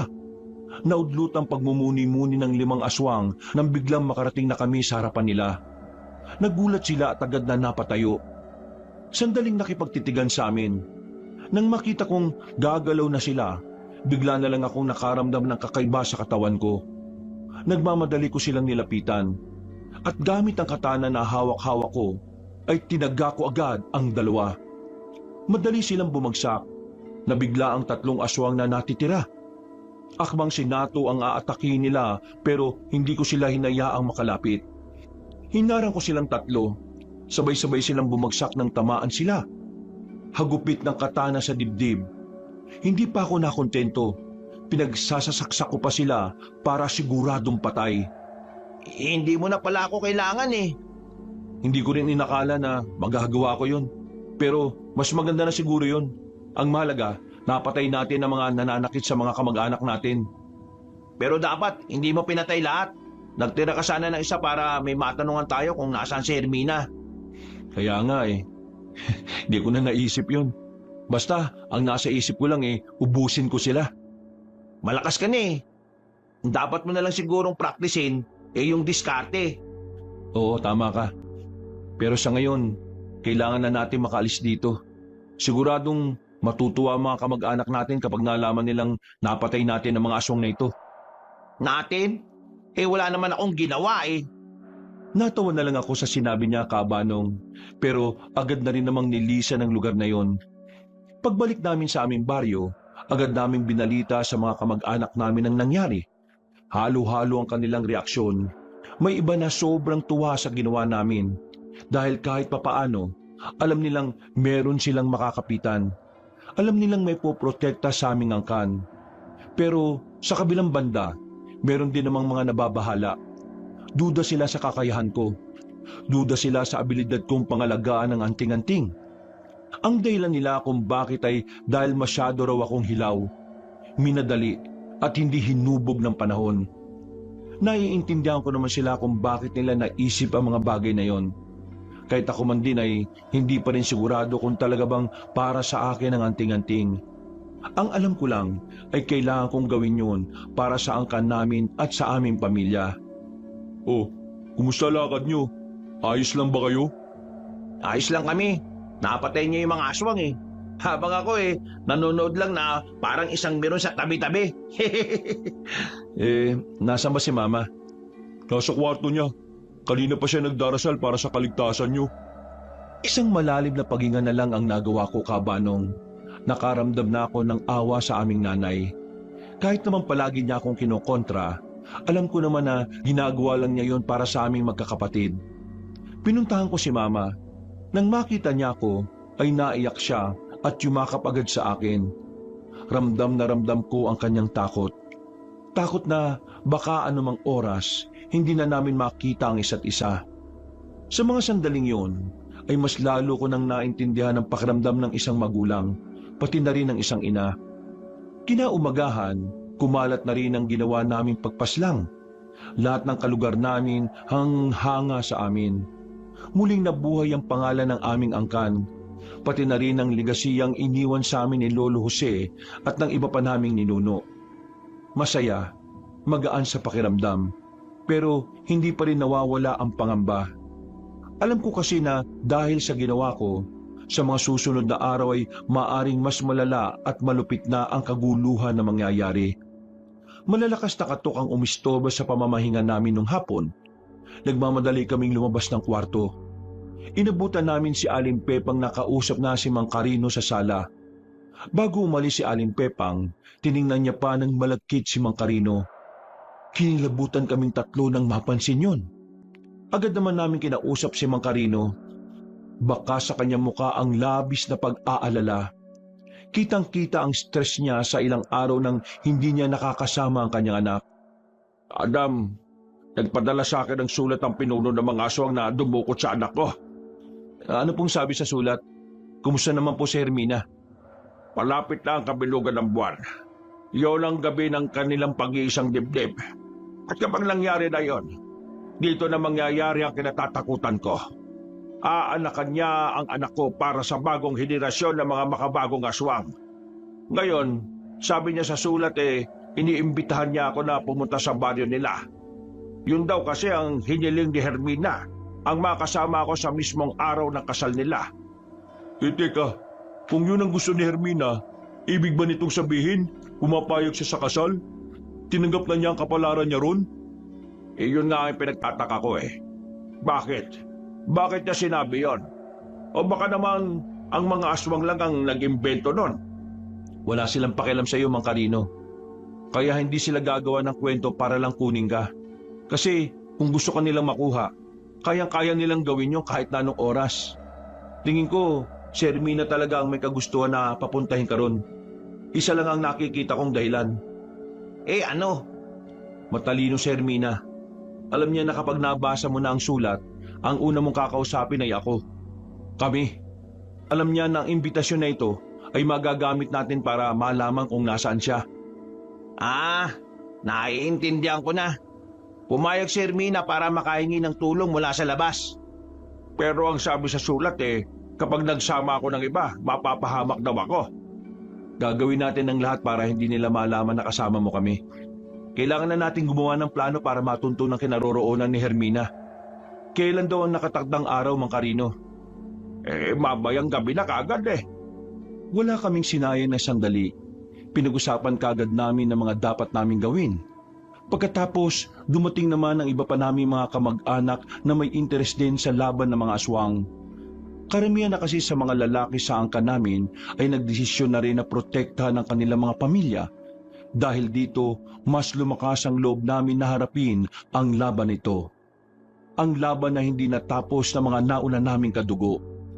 Madilim ang paligid at nakakabingi ang katahimikan. Ito ang bungad sa amin ng kagubatan habang tinatahak na namin ang daan patungo sa lugar na nakalagay sa sulat ni Mang Carino. Ilang metro ang layo namin sa kanya habang nakasunod kami.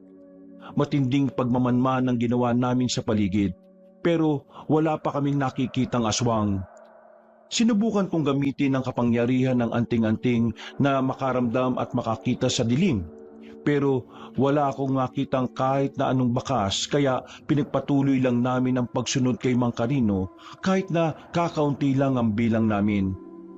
Nato, sabihin mo nga sa akin, ano mang itsura ng mga aswang? Basta, nakakatakot. Mukhang halimaw. Hindi mo ba nakikita yun sa mga libro? Puro ka kasi bold Shh! Huwag kayo maingay. Makalipas ang ilang minuto, nakita na namin si Mang Carino na tumigil sa paglalakad. Sinyalis yun na kailangan din naming huminto. Nagsitago na muna kami sa mga halamanan. Hindi nagtagal, may mga lumapit kay Mang Carino. 7 lalaki. Lahat matatangkad, pero may kapayatan. Nilagyan siya ng takip sa mata at tinalian ng 2 magkabilang kamay. Alam kong yun na ang simula ng napipintong labanan, kaya mas nag-ingat kami sa mga sumunod na oras. Sinundan namin ang mga aswang. Kahit kinakabahan kami para sa kaligtasan ni Mang Carino, pinilit namin maging positibo ng mga sandaling yun. Maya-maya pa, nawala na sila sa paningin namin. Nakarating na pala kami sa lugar ng mga aswang. Sa puntong ito, inihanda na namin ang mga sarili namin. Ginamit ko ang kapangyarihan ng anting-anting para malaman kung talagang naroon nga si Hermina. Naramdaman ko ang presensya niya roon. Pero sa hindi ko malaman na dahilan, hindi ko maramdaman ang presensya ng pinuno ng mga aswang. Na ang pagkakarinig ko ay Hemyo ang pangalan base sa mga sinasabi ng mga sinundan naming aswang. Kailangan natin maghiwa-hiwalay. Nato, Joven, sa akin kayo sumama. Kuya Ben, doon kayo sa kaliwa. Tiyo Garting, sa kanan naman kayo. Magpapaputok kami ng kwitis bilang senyales na sisimulan na natin ang pakikipaglaban. Ano, handa na ba kayong lahat? Walang gaano bantay sa bungad ng baryo ng mga aswang. Siguro dahil ang lahat ay nakatutok sa gaganaping kasal. Tanging 2 aswang lang ang nasa bungad kaya naging madali para sa akin ang patayin ng mga yon. Nakapasok kaming 3. Dumaan kami sa mga silong ng bahay para hindi nila kami madaling makita. Gagi, Oh, bakit? yung ginapangan ko, parang mga ebak. Kadiri. Kaya pala napakabaho mo na. Teka lang, magpapalit muna ako ng damit. Dapat di ka na muna sumama ang arte mo. Mamaya ka na magpalit.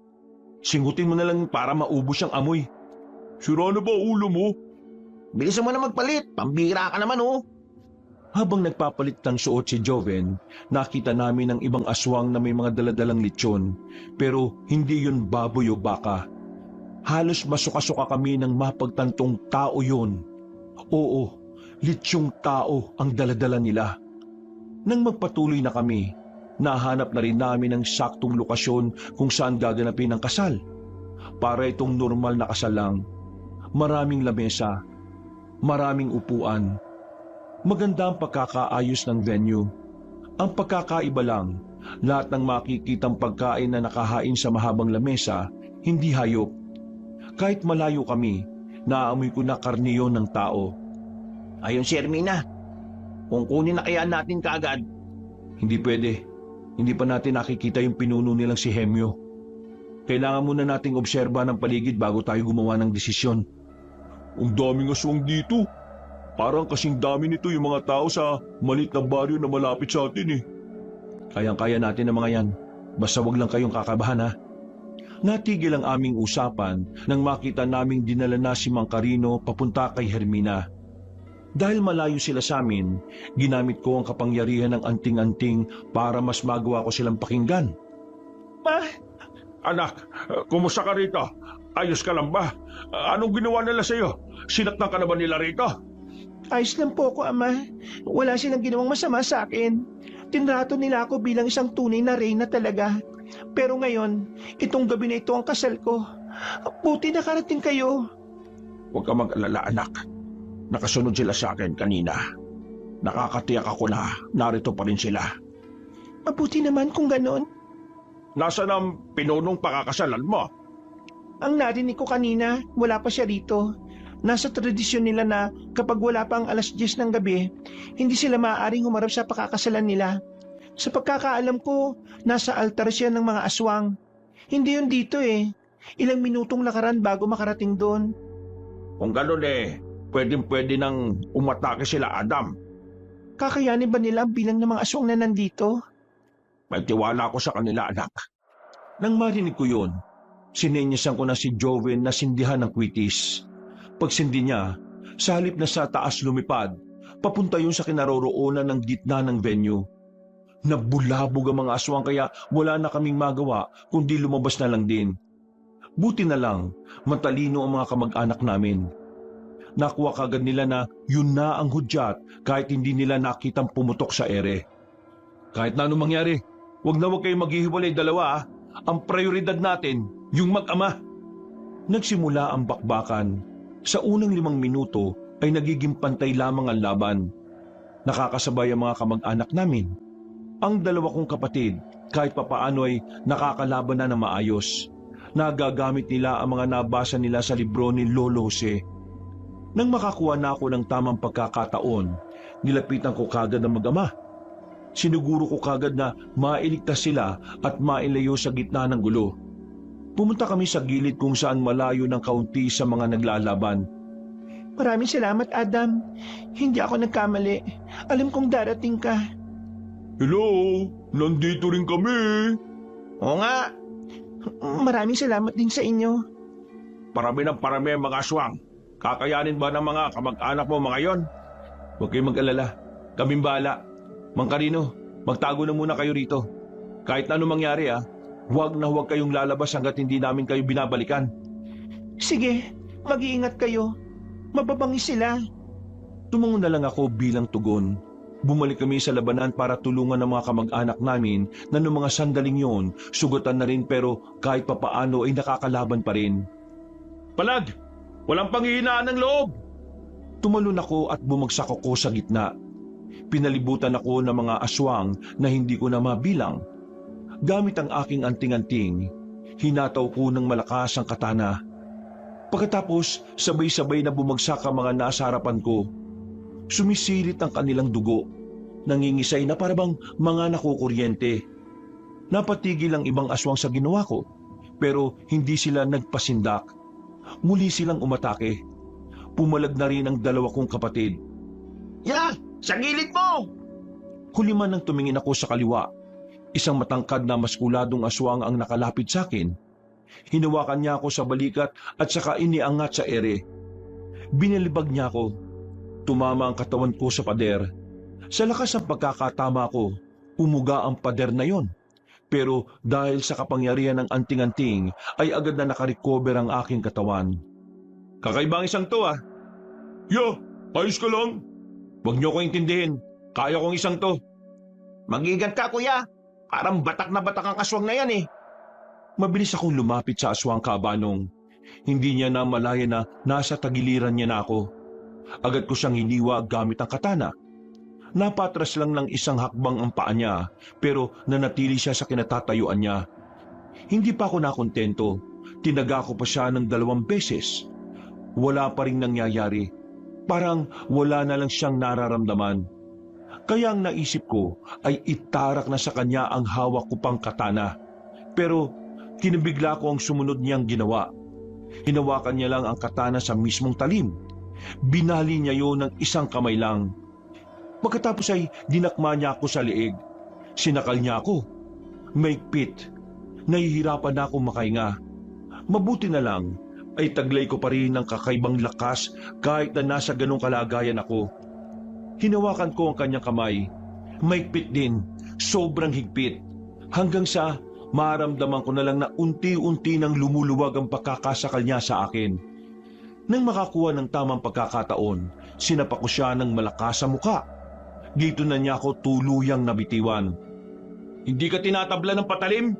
Sige, subukan natin ang kamao. Bago pa siya nakarecover, hindi na ako nagsayang ng oras. Nagmamadali ako makalapit sa kanya. Tumalon ako ng mataas. Pagbagsak ko sa kanyang harapan, ay siniko ko siya sa kanyang ulo. Dahil dito ay gumewang-gewang siya at nakaramdam ng pagkahilo. Hindi ko na pinatagal pa ang laban naming 2 kabanong. Buong lakas kong sinuntok ang malaking aswang sa kanyang sikmura. Namuti ang kanyang mga mata sa sobrang sakit. Dahil sa suntok na yon, tuluyan na siyang bumulagta at hindi na nagising pa. Hindi pa tapos ang laban nun. Marami pa ring aswang at wala pa ang kanilang pinuno. Kaya hindi ako naging kampante. Binalikan ko ang mga kasamahan ko. Karamihan sa kanila ay sugatan na rin. Pati si Nato at Joven ay may galos na rin pero hindi naman malala. Hindi nagtagal, Napansin kong umatras na ang mga aswang. Naramdaman siguro nila ang kapangyarihan ng anting-anting ni Lolo Jose. Binalikan namin ang mag-ama. Nakahinga ako ng maluwag nang makitang nasa maayos lang silang kalagayan. Dahil sa pag-urong ng mga aswang, ay sinamantala ko na yon para umalis na rin kami doon. Kahit iika-ika ang iba, nilisan namin ang baryo ng mga aswang. Hindi na rin kami hinabol ng mga nilalang na yon. Maswerte din na hindi pa nakakabalik ang pinuno nilang si Hemyo. Hindi nang tagal, nakarating na rin kami sa mga sasakyan na ipinarada namin sa gilid ng kalsada. Agad kaming bumiyahe, pero hindi namin dinala si Hermina at Mang Carino sa kanilang baryo. Sa halip, nagtungo kami sa bahay ng isa sa mga kakilala ni Mama. Napakiusapan kasi ni Mama ang kakilala niya na rentahan yon para sa gagawin naming pagligtas sa mag-ama. Kasama din namin doon pansamantala ang mga kamag-anak naming lumaban sa mga aswang. Kumusta mga kasama natin sa loob? Ginagamot pa rin sila ni Mang Carino at Hermina. Pero naging maayos na rin naman ang pakiramdam nila. Ay, mabuti naman kung ganon. Ikaw, ayos ka lang ba? Nakita namin kanina na sinasakal at binalibag ka ng damulag na aswang na yun. Oo, ayos lang ako. Ayos lang ako dahil sa anting-anting ni Lolo. Mabilis na nakaka-recover ang katawan ko. Anong gagawin natin ngayon sa susunod na hakbang natin? Ngayong nandito na ang mag-ama, ano kayang susunod na mangyayari dito? Di malamang sa malamang magagalit ang pinunong aswang. Kaya nga sinabihan ko si Mama na umalis na muna sa bahay natin. Ligtas siya sa bahay ng kaibigan niya. Nakakasiguro ako ron dahil may kaalaman din yun sa mga aswang. Tingin mo, gaano kaya kabangis yung pinuno nila? Doon ako mas kinakabahan eh. Hindi ko alam, pero masama ang kutob ko. Kakaibang nararamdaman ko Kaya sa tingin ko, hindi rin siya basta-basta. Yun ang pinaghahandaan ko. Sa ngayon, magpahinga na muna tayo. Ano, kumusta ba mga sugat nyo? Wala to. Daplis-daplis lang naman eh. Pero ang hirap din nilang kalaban kanina. Para silang kiti-kiti eh. Ayos lang din naman ako. Medyo mahapdi pero lalagyan na rin naman ng gamot. Napatangon na rin lang ako, Kabanong. Maya-maya pa, pumasok na rin ako sa loob ng bahay. Nagpapahinga na ang mga kamag-anak namin. Malawak naman ang sala kaya nagkasya silang lahat doon. Pinuntahan ko naman si Hermina. Saktong gising pa siya habang si Mang Carino naman ay nakatulog na rin. Oh, bakit hindi ka pa natutulog? Sa dami nang nangyari, hindi ko magawang ipikit ang mga mata ko Alam mo, akala ko kanina talaga may kakasal na ako sa matandang yon. Isa yung bangungot na inakala kong magiging realidad. Pero salamat, dumating kayo. Dumating ka. Wala yun. Gagawin at gagawin ko talaga yun. Ginawa mo ba yan dahil sa tungkulin mo? O dahil gusto mo akong iligtas? Kasama sa tungkulin ko ang kagustuhan kang iligtas, Hermina. Nung dukutin ka nila, hindi ka na mawala sa isipan ko. Kaya kahit na ayaw ng nanay ko na pasukin ito hindi ko ito sinukuan. Adam, mag-iingat ka palagi Hindi basta-basta kalaban si Hemyo. Kakaibang aswang siya. Hindi siya pangkaraniwan na gaya ng mga aswang na nakakalaban ninyo. Anong ibig mong sabihin, Hermina? Si Hemyo, meron siyang ginagawa sa sarili niya. Nakita ko nung nakaraan. Nakakapagpagalaw siya ng mga bagay na hindi niya hinahawakan. Nagawa niya yun ng suotin niya yung itim na kwintas na merong palawit na hugis bituin. Isang anting-anting din? Totoo nga, gumagamit din ng mga aswang ng anting-anting. Hindi lang yon, Adam. Kaya niyang makontrol ang utak ng tao sa pamamagitan lang ng hipnotismo. Nagawa niya mga bagay na yun mula nang masuot niya ang kwintas.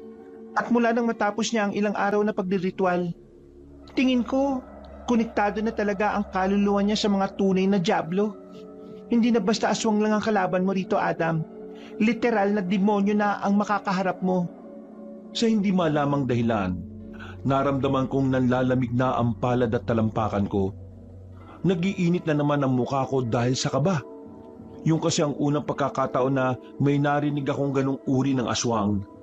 Kahit kasi sa libro na iniwan ni Lolo Jose, walang nabanggit na ganon. Hinawakan ni Hermina ang kamay ko, tumingin siya sa akin ng seryoso at ngumiti ng malapad. Naniniwala ako na kakayanin mo, Adam.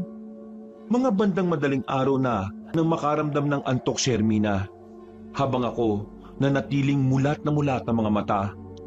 Noong mga oras na yon ay hindi talaga ako dinadalo ng kahit na kaunting antok.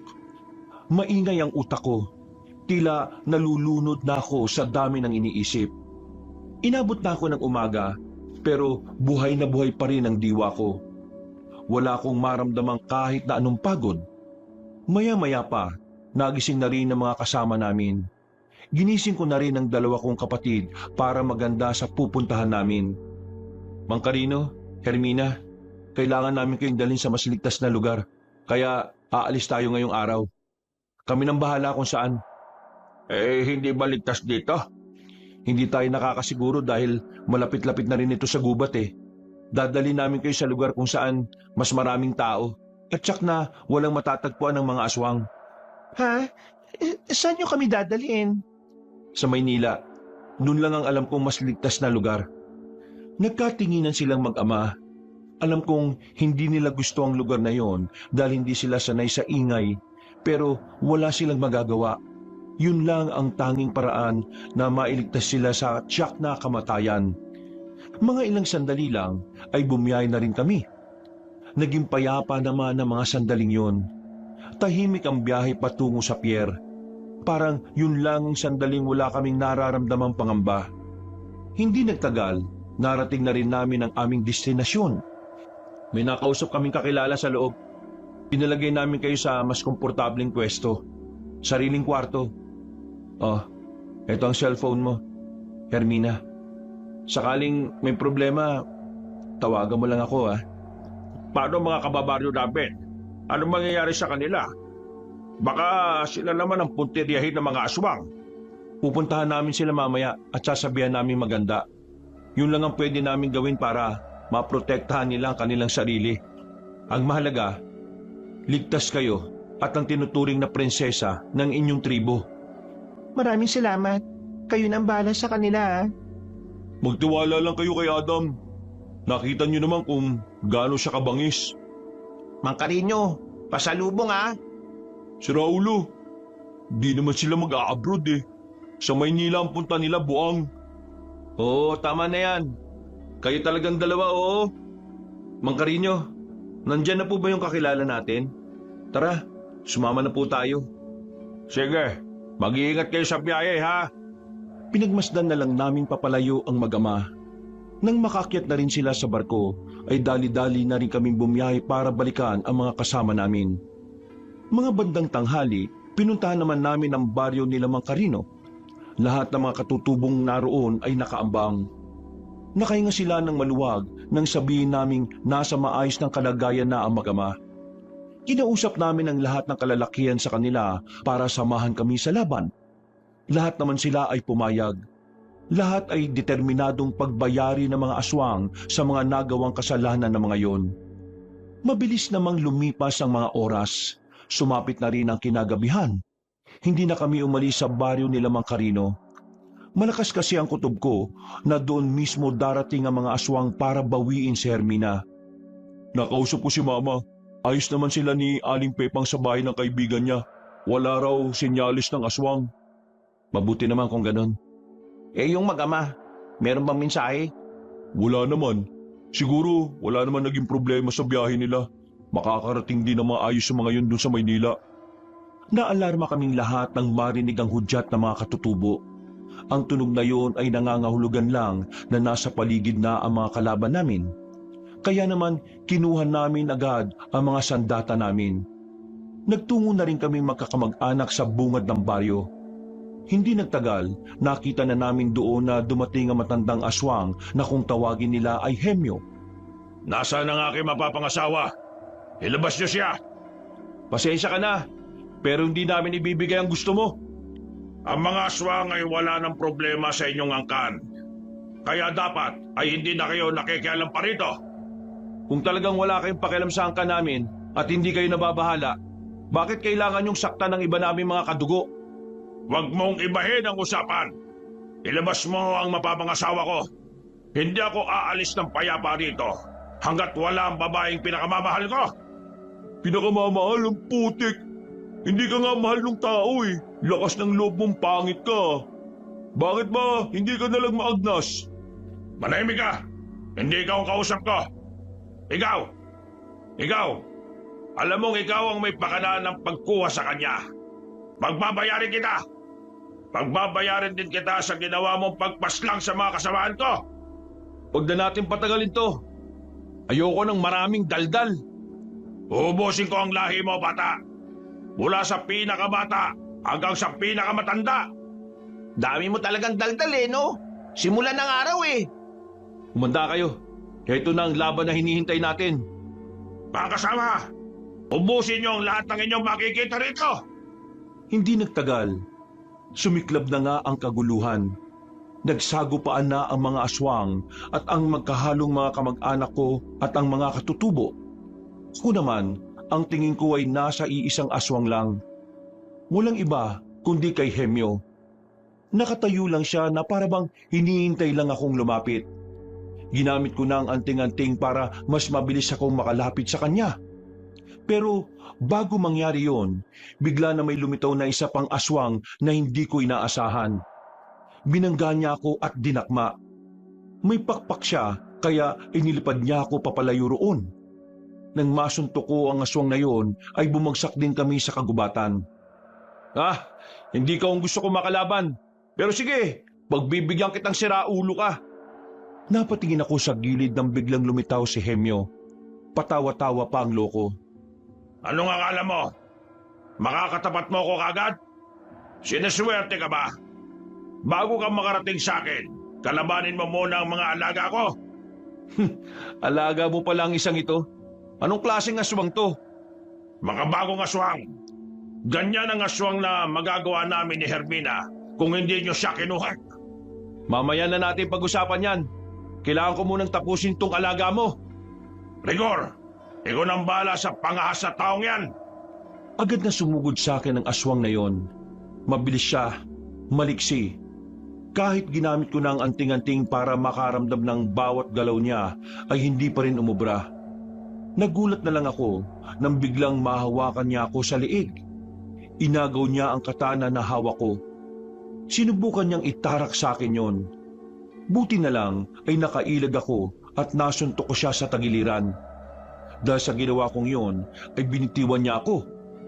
Agad akong lumayo sa kanya, pero sadyang agresibo ang aswang na yon. Hindi niya ako tinigilan hanggang sa tinamaan na nga niya ako sa braso. Pero hindi ko yun ininda. Mukhang hilaw ka pa talaga, iho.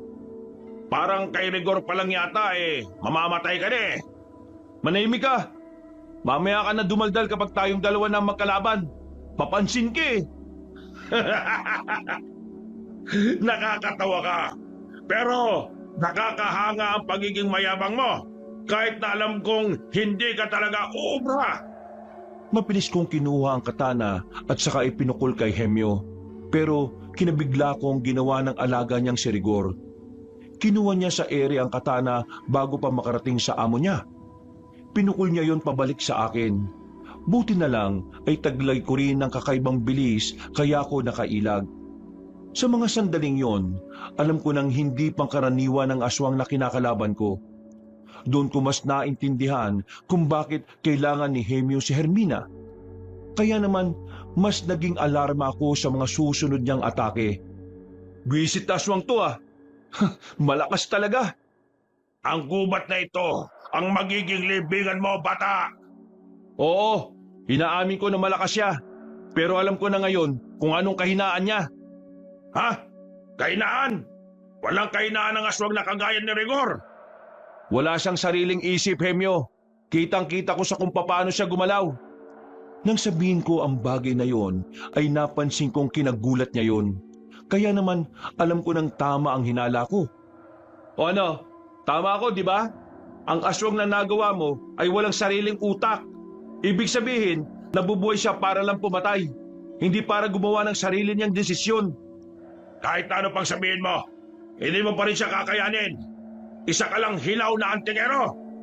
Hindi ko na hinayaan pang mautusan niya ang aswang na yon. Kaya ang ginawa ko, Kunwaring si Hemyo ang aatakihin ko. Nang makita kong haharang na sana ang aswang na kalaban ko, hindi ako tumuloy. Kitang-kitang parang hindi alam ng aswang ang gagawin niya. Sinamantala ko ang pagkakataon. Hindi siya nakapaghanda kaya muli akong umatake. Sinuntok ko siya ng malakas sa dibdib. Narinig ko pang tumunog ang mga buto niya sa katawan. Dumistansya ang aswang. Baka sa kanya ang sakit na naramdaman. Kaya sa mga pagkakataong yon, alam kong nakakalamang na ako sa laban. Wala akong sinayang na pagkakataon. Pinagsusuntok ko ang aswang. Hindi na siya magawang utusan ni Mang Hemyo dahil binira ko na ng binira ang tenga ng aswang. Nang mapansin kong hindi na siya makalaban, bumelo ako ng malakas. Sinuntok ko siya sa panga. Pagbagsak niya, lumapit ako agad para baliin ang kanyang leeg. At ito ang naging dahilan ng kanyang kamatayan. Madali lang, ganun lang. Kaya ikaw nang susunod ko. Akala mo matatakot ako dahil lang napatay mo yung Serigor? Hindi mo pa yata alam kung ano ang kaya kong gawin. Wala bang nasabi sa'yo, Hermina? Sa sinabi niyang yun, ay agad na bumalik sa isipan ko kung ano ang nabanggit sa akin ni Hermina. Sa hindi malamang dahilan, ay agad akong nakaramdam ng pagkabahala. Hindi normal ang kakayahan ni Hemyo kung sakaling totoo man yun. Kaya naman, hindi ako naging kampante sa mga oras na yon, Kabanong. Muli akong nagseryoso. Pilit kong dinadama ang kapangyarihan ng anting-anting na gamit ko. Para yatang nanahimik ka. Mukha yatang alam mo na kung ano ang kaya kong gawin. Nagulat na lang ako nang biglang kusang gumalaw ang dalawa kong kamay.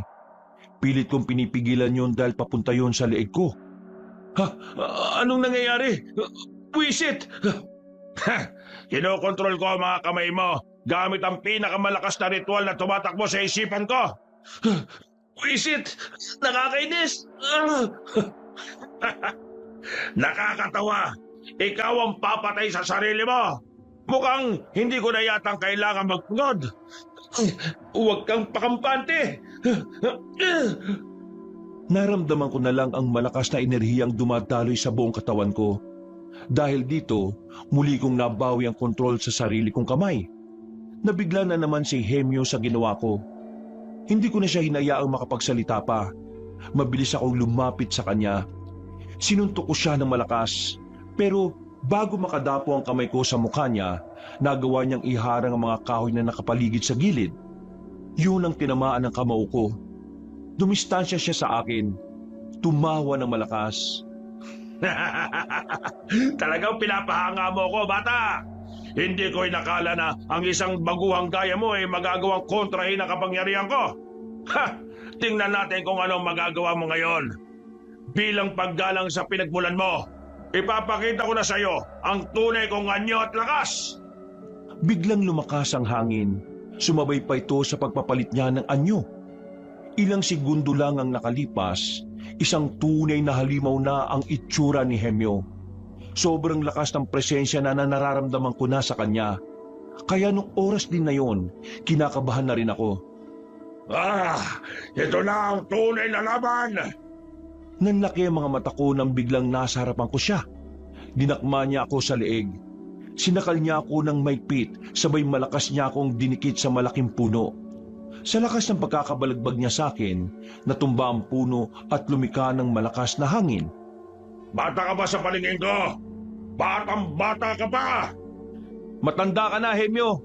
Ikaw ang kailangan magpahinga. Pinilit kong alisin ang kamay niya. Binuhos ko ang lakas ko para lang mapalayo siya sa akin. Nang makakuha ko ng tamang pagkakataon, ako naman ang lumapit sa kanya. Sinuntok ko siya pero nahahawakan niya ang kamao ko. Hinigpitan niya hanggang sa maramdaman ko na parang dinurog niya ang aking kamao. Ito na ba? Ito na ba ang bagong antingero ng inyong angkan? Napakahina! Napasuka ako ng dugo. Nang maramdaman ko ang kamao niya sa sikmura ko. Hindi pa siya nakontento.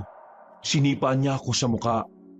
Naramdaman kong parang nabali ang liig ko pero buti na lang, iniligtas ako ng anting-anting. Wala pang 10 minuto ay nararamdaman ko na ang sakit ng pagkakabugbog sa akin. Hingal na rin ako. Pero siya, Wala pang kagalos-galos. Hindi man lang ako makaatake na maayos. Anong klaseng nilalang ka? Gusto mo bang malaman kung anong klaseng nilalang ako? Hindi mo pa ba nahahalata sa kung ano man ang anyo ko ngayon? Demonyo ka! Tama ka! Oh, tama ka! Isa akong demonyo! Wala akong pakialam kahit na si Satanas ka pa. Papatayin kita! Papatayin kita sa kahit na anong paraan na alam ko! Tsa! Sa pagsigaw ko ng malakas, biglang umarangkada ang kapangyarihan ng anting-anting. Lumakas ulit ang buong katawan ko. At sa pagkakataong yun, mabilis na akong umatake kay Hemyo. Pero nagawa niya pa rin akong ilagan. Narinig ko pang tumatawa siya ng mahina. Pagtingin ko sa gilid, naroon na pala siya. Sinuntok niya ulit ako sa tagiliran. Naramdaman kong nabali ang buto ko. Tumilapon din ako at makailang ulit na tumama sa mga puno. Hindi maaari. Napakalakas niya. Adam. Yon ang pangalan mo, hindi ba? Lolo mo raw si Jose. Lolo si ba ang tawag mo sa kanya? Alam mo, kung nagkaharap lang kami ng lolo mo nung araw, hindi naman siya mananalo sa akin eh. Maswerte lang siya dahil nasa ibang lugar ako noon. Ikaw ang minalas kasi ako ang nakaharap ko. Dinakma niya ang kwelyo ko. Hinang-hina na ako noon, Kabanong. Pakiramdam ko, hindi ko na kayang lumaban. Hindi ko na maigalaw ang dalawang kamay ko. Alam mo kung anong hindi mo pa nalalaman? Kaming mga aswang, gumagamit din kami ng mga anting-anting. Itong dahilan kung bakit ganito ko kalakas. Oo, alam ko na yan. Kaya nga alam ko na ang gagawin ko. Ha? Ano yun? Kahit na alam kong sagad na ang katawan ko, Kabanong, pinilit ko pa ring damhin ng anting-anting sa katawan ko. Pumikit ako ng saglit. Pagdilat ko, lumiwanag ng malakas ang kwintas ni Lolo Jose at dahil doon, nabitiwan niya ako. Nang mawala ang liwanag ay nakita kong may kumislap sa bandang bewang ni Hemyo. Dahil doon, nalaman ko na kung nasa ng anting-anting na ginagamit niya. Ginamit ko ang huling likas na natitira sa anting-anting ko. Hindi ako magpapatalo sa iyo, aswang ka! Kahit anong gawin mo! Uy!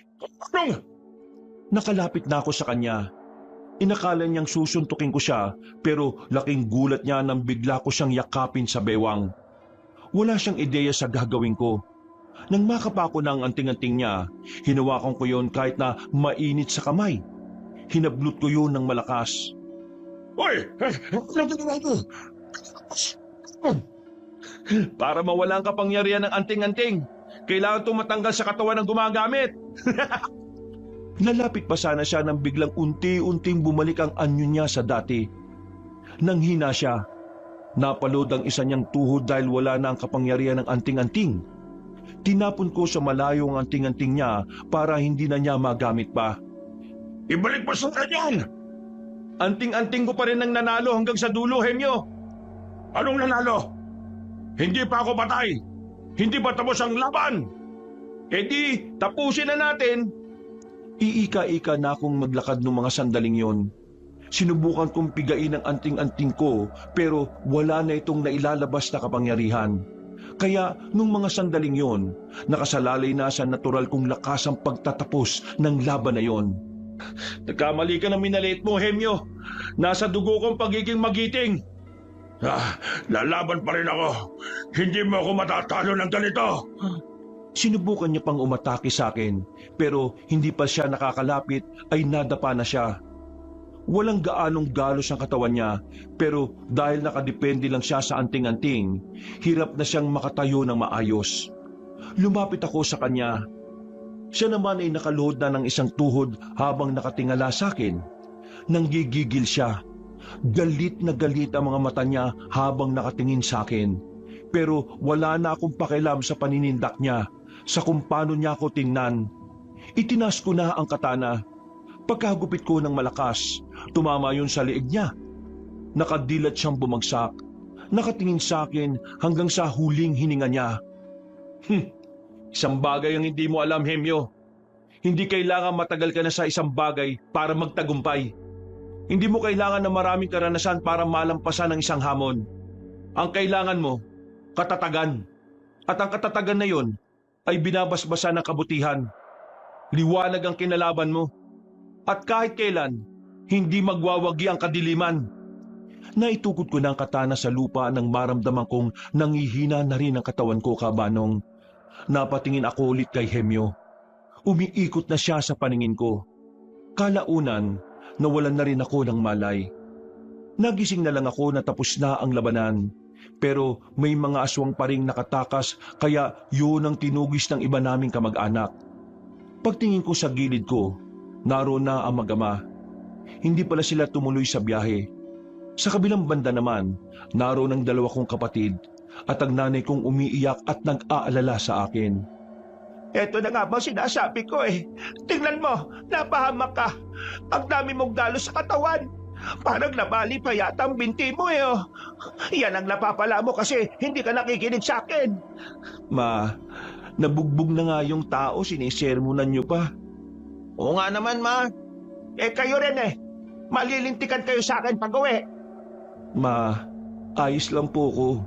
Dahil sa anting-anting ni Lolo si kaya hanggang ngayon eh buhay pa ako. Unti-unti na rin nakaka-recover ang katawan ko ng kusa. Kaya wala na kayong dapat pang ipag-alala. Adam, maraming salamat talaga. Iniligtas mo ang maraming buhay. Kung wala ka, wala na rin kami. Pasalamatan natin ang mga sarili natin. Kung hindi tayo naging matatag, wala na tayong lahat. Eh di bale, kapag bumalik na kami sa baryo namin paglulutuan kita ng masarap na sabaw. Nako, gusto ko yan. Kapag natapos na ang problemang ito, ituloy na natin ang babuyan. Sabik na ako makatrabaho kayo mag-ama. Yun oh! Napuno ng tawanan at biruan ng mga sandaling yon, Kabanong. Kalaunan din naman ay naging kalmado na ang nanay ko. Natanggap na rin niyang delikado talaga ang trabaho ng isang antingero. Pero gaya nga ng ipinangako ko sa kanya, hindi ko na rin itinuloy ang tungkulin na yon dahil naubos na rin naman ang mga aswang. Mula noon, mas naging maayos na ang samahan naming magpamilya. Hindi naman namin kinalimutan ang legasiya na iniwan ng mga ninuno namin, lalo na ni Lolo Jose. Sadyang mas pinili lang talaga naming mamuhay na ng payapa. Si Hermina naman, mas naging malapit din kami sa isa't isa. Matapos ang kaguluhan, ay sinimulan ko na rin ang panliligaw sa kanya. Di nagtagal, siya rin naman ang naging asawa ko. Sa dami ng nangyari, masasabi kong isa yung parte ng buhay na talagang sinubok ang katatagan ko. Hinding-hindi ko yung makakalimutan, Kabanong. Kahit na nagsilbing bangungot ang madugong labanan. Nagsilbi naman itong aral sa akin na sa kahit saang laban ng buhay, magagawa mo itong lagpasan kung malinaw sa iyo kung anong ipinaglalaban mo. Hanggang dito na lang po. Maraming salamat sa lahat ng sumubaybay ng mga kabangers at mga kayanggaw sa kwento kong ito. Pinagpalang araw sa inyong lahat. Wakas.